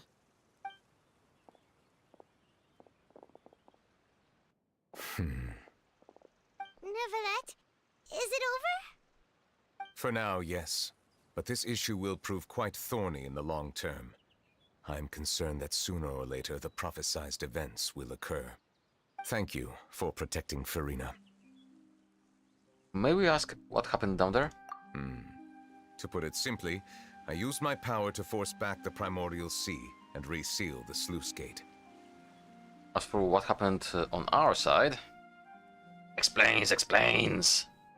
Yes. So as expected, the Knave has turned up the pressure on Farina. She's trying to feel her out, though I'm still unsure as to her motives. Can I ask you some questions? Permission granted.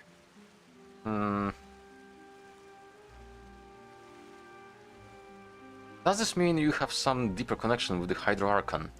Whoa. It can't be that you're the real Hydro Archon, right? But that's just a speculation on our part, though. You can't tell us? Then that's okay. We can talk about something else. We won't try to force you. You guys in Fontaine are super strange. If by the phrase, you guys, you are referring to Farina and I, then although I'm not sure just what you are trying to imply, I must clarify that I do not share her positions on a multitude of topics.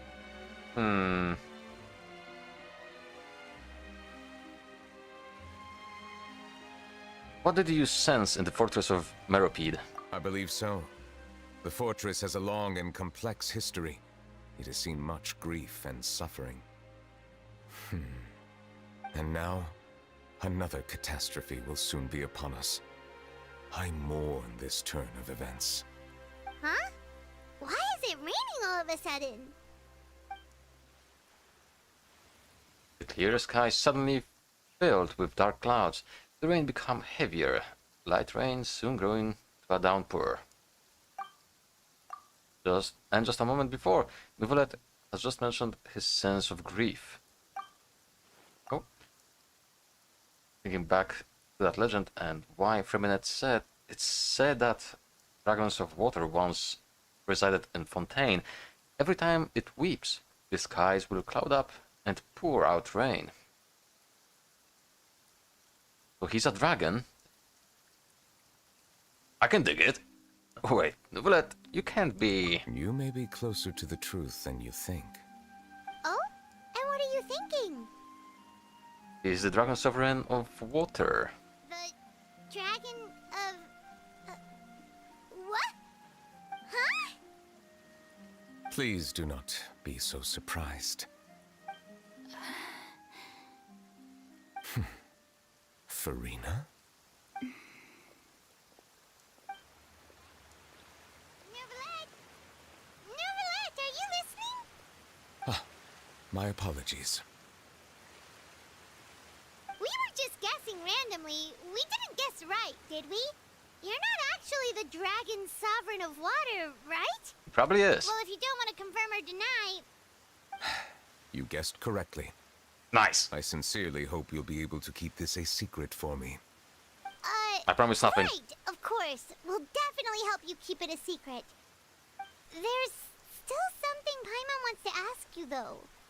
Please, go ahead.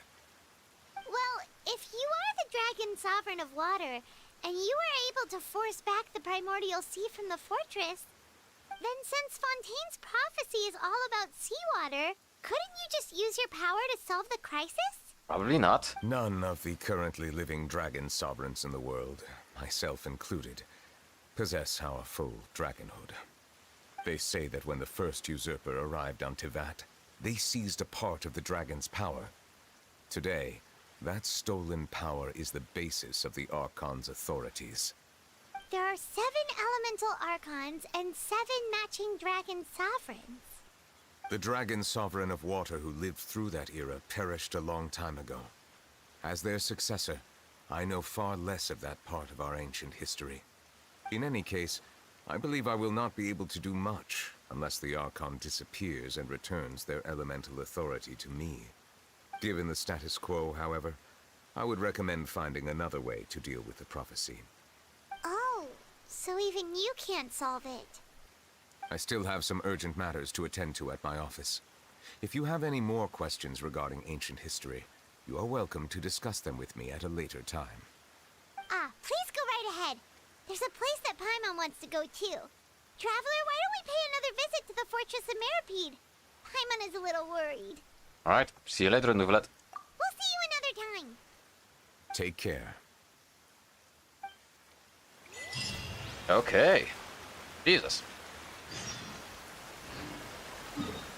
So, we want to teleport back now.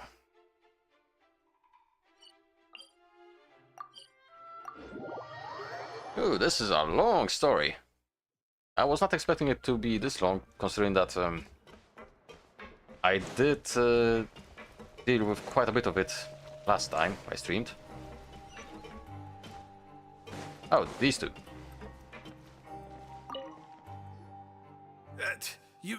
You guys are back?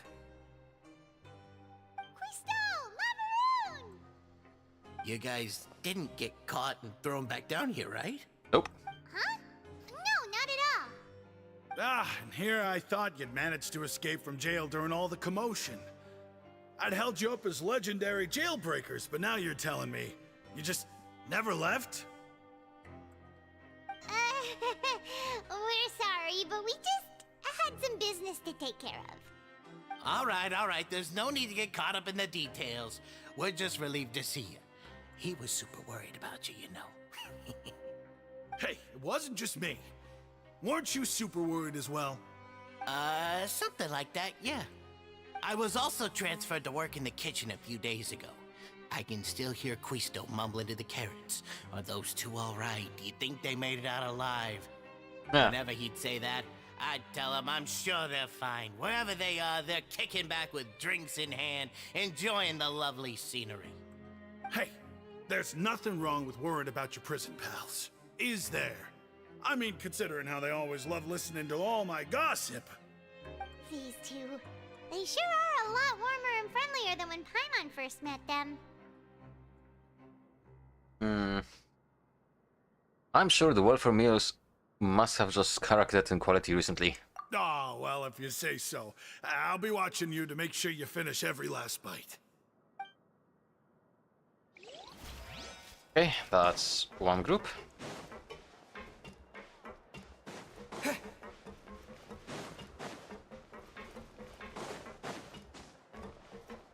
Oh, hello. I was not expecting her here. Traveler, Paimon, you're back! Are you still doing all right? Did either of you get hurt?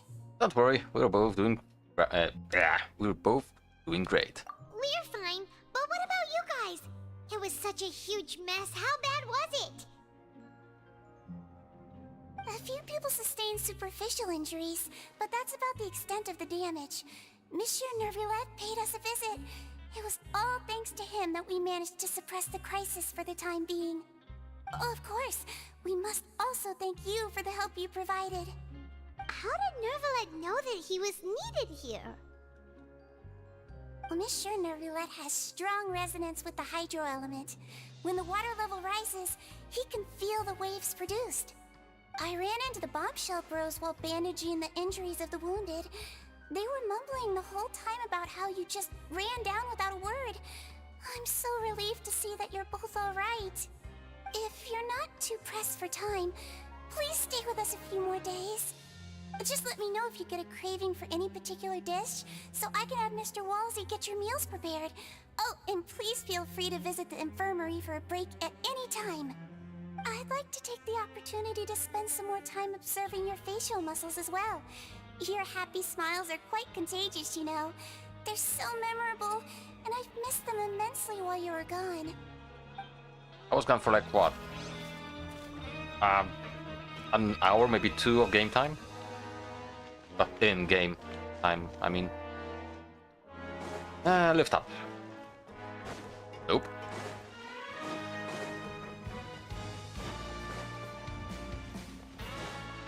It's gonna take a while until I actually get used to this. There it is. I want to go to the Apis block last.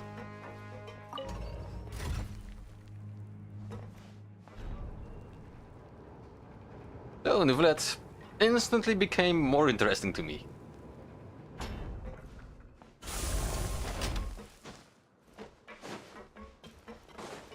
Ooh.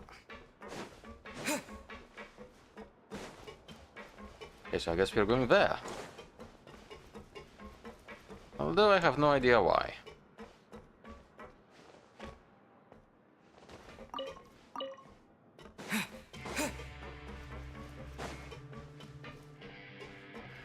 Wait, no.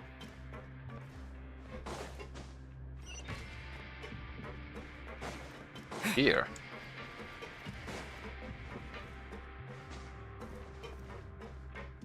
That's the infirmary, ain't it?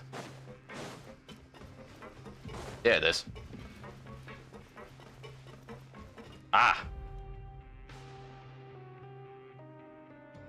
Now guess, what suit will this next card be? A bare-teeth cat? Well, well, look who it is. Traveler, Paimon. Hello, everyone. Looks like you're recovering nicely from it, eh? Thanks to everyone's support. Oh, right. I managed to work up the courage to thank Miss Clorant in person. Whoa, how did she react? She told me that it was nothing. It was as if saving a life wasn't a big deal to her at all. She also told me not to worry about it. She didn't want to stress you out, that's all. She's right, and it's best not to dwell on it. Yeah. Okay, but check this out. We went back to the Opera House and we met the Knave. You met Father? Did she say anything to you? She said a few things that were, a bit hard to understand. And also that she's looking forward to working with us in the future. It was a little surprising. Her attitude towards you is even better than what we'd imagined. That's fantastic. You should believe her. She has her own way of doing things, and she'll do everything in her power to help those she considers close, which now might also include you. Father is very capable, and also trustworthy.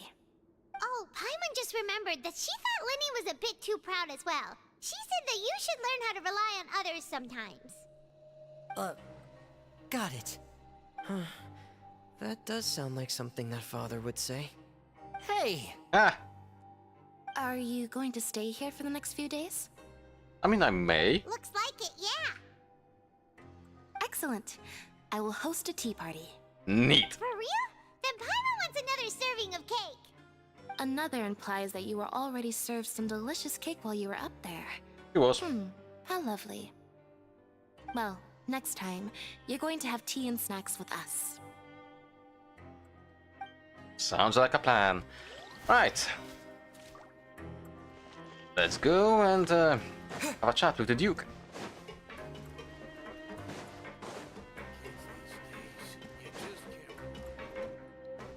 Stop whining, mate. Ooh, no. Yeah, I have energy now. Well, stamina.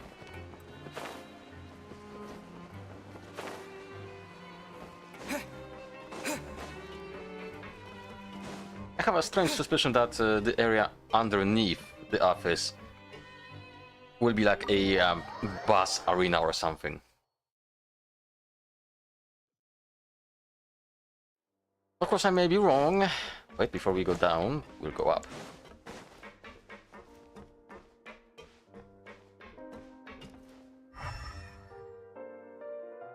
There's nothing to interact with.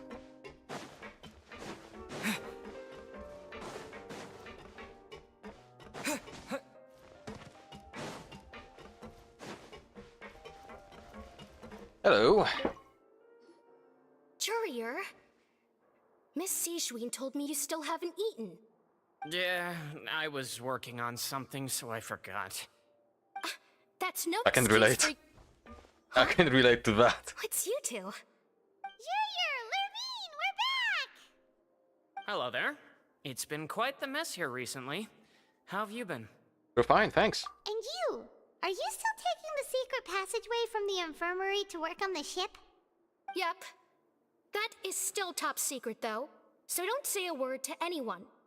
It can be a bit annoying when there are lots of people in the infirmary, but I still prefer taking that route over the one from the Duke's office. I mean, the infirmary does make it easier for you to slack off. Ah. Oh yeah? Then why are you also here so much? You two really are just using your jobs as a cover for your relationship, aren't you? Not at all! Yes, they are. They so much are.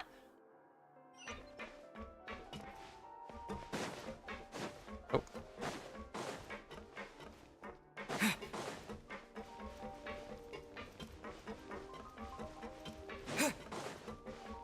Okay, we're back. Do my eyes deceive me, or did I just see two inmates come back after making it to the surface? Some strange winds blowing of late. We wanted to see how the fortress is doing. Is everything still alright? We're fine, for the most part. Neuvillette came down and took care of the worst of it. If that's the case, why don't you just ask him to stay here? Oh, yeah, what a brilliant plan. Let's go convince the Udex himself to exchange the Courts of Fontaine for a puddle of water in the middle of nowhere. Yeah, that's not gonna work. He came here in a hurry and left without even stopping for a cup of tea. He did remember to take Miss Sijween's gift with him, though. He sure sounds super busy. Miss Cloran has left as well. She also took her gift from Miss Sijween. Were the gifts milkshakes? Neuvillette got the milkshake. Clorand received lipstick instead. Those aren't even remotely alike. Nope. Well, it's Neuvillette's own fault for making Sijween worried about his health by working so much. But besides that, our head nurse is still pretty fond of picking out beauty products for the ladies. Oh, and I have some gifts here for you as well. Are these from Sijween too? Nope, they're from yours truly. Is it tea? You've already wrapped up your work at the fortress, so you can return to the surface at any time. You haven't yet served your full prison term, however, so you may continue to use your cell until your term is up. For real? Then we could stay here for a really long time? Is food still covered? You may access the cafeteria for free. Hooray! Just remember to come complete your paperwork once it's time for your release. That's a nice touch. I like it. Your file can't be closed until we've completed your paperwork, so don't forget to come find me again when you're done serving your sentence. Ah, neat.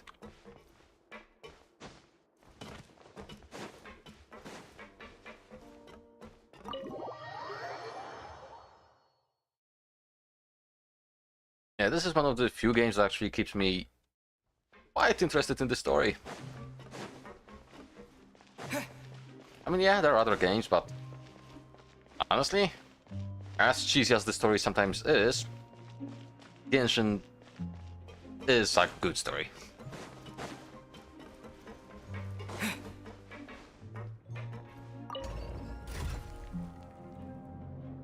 Of course, there are still a few things I would love to see, like stuff they did with Honkai, where the characters actually grow into adults. I would like to see something similar here.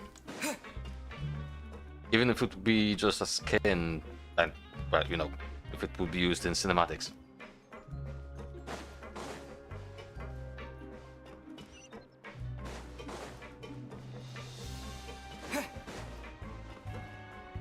I mean, I know a few people that would love, simply love, to see an adult Bennett, for example.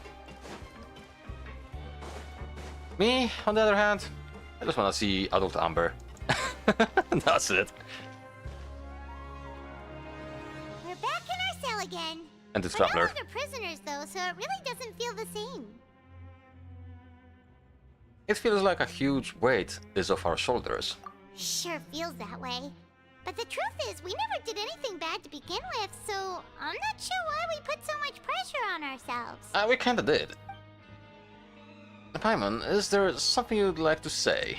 Huh? How did you know? Because usually... Yeah, because you usually just immediately fall asleep. Hey, that's not true! It's true. Alright. Okay, Paimon just wanted to say that we really are an amazing duo after all. It's like, we've now gone to so many places together and become friends with so many people. We've never stopped traveling or stopped meeting new friends. There are so many bad things in the world, and we're just two people, but we've still been solving problems no matter where we go. Isn't that pretty cool? We are the best adventurers ever! You're counting Paimon today? Aren't you the only adventurer here? Hey, being a guide counts too. Then let's ask Catherine to give Paimon an adventurer handbook as well. Paimon will also be an adventurer from today forward. Just our thoughts making Paimon giddy. Paimon's gonna crash, so you sleep soon too. The last time we fell asleep here, we woke up to a whole mess outside our cell. Yep. The primordial seawater nearly rose up. That was so scary. We should be safe now, right? Yeah, we'll be fine, so don't worry. Alright then, good night to you, Traveler. Night. Good night.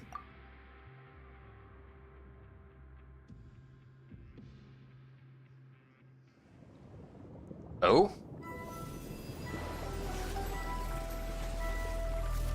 Oh, that's the vision from Tartagia.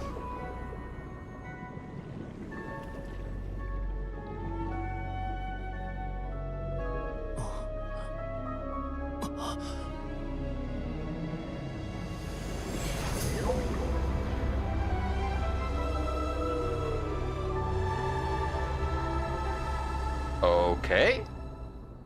That's a big creature. And I'm guessing something we will encounter in the next content patch. Oh, that's an item I'm not gonna use for a while. Yes. I'm keeping my Traveler Dendro for now. I still want to go back to being Anemo, but, you know, it's kinda underpowered considering how strong Dendro is. And I would need to get a proper team for Anemo. But at any point, hey, I wish. At any point, we have this done. And I have still a lot of stuff to do. I need to start doing the side quests. And the story quests. And all the other quests. Okay, do we have enough for 2 wishes? We have enough for 1 because of that... this thing. Fate. I forgot its name for some reason. And only 60 primos. Well, let's wish. Maybe I'll get this guy. Wouldn't mind. The character did grow on me very fast, so yeah. This. Alright, so I think... Keyword I think... I will now keep saving up my primos. Because there are a few characters I really would like to actually obtain, and one of them is the Raiden Shogun and her sword, not sword, and her polearm weapon. So I'll try to save up for that a bit, and well, at the very least I got my pity up to 63, I think it is now. However, it's gonna be a 50-50, so knowing my luck, I'm gonna get Diluc. But, as per usual, I saw quite a few of you dipping in and out, which I always appreciate.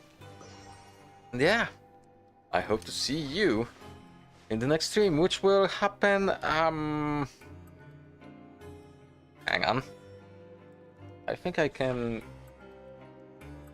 give you a prediction when it will happen. I'll try to stream on Wednesday. So we'll do some of the story quests, and I will finally unlock the world boss I'm missing, or at least I'll make a few steps to do so, because apparently the boss I'm missing is hidden behind her story quest. And there's one more resin boss, which is also hidden somewhere there, so I'm gonna have to find him, it, her, whatever. Yeah. Thank you so much for watching. My name is Rakan. This is the Traveler with a chicken. And I'll see you in the next stream/video. I'm not sure which I'll make first. Probably I'm gonna stream first. Bye!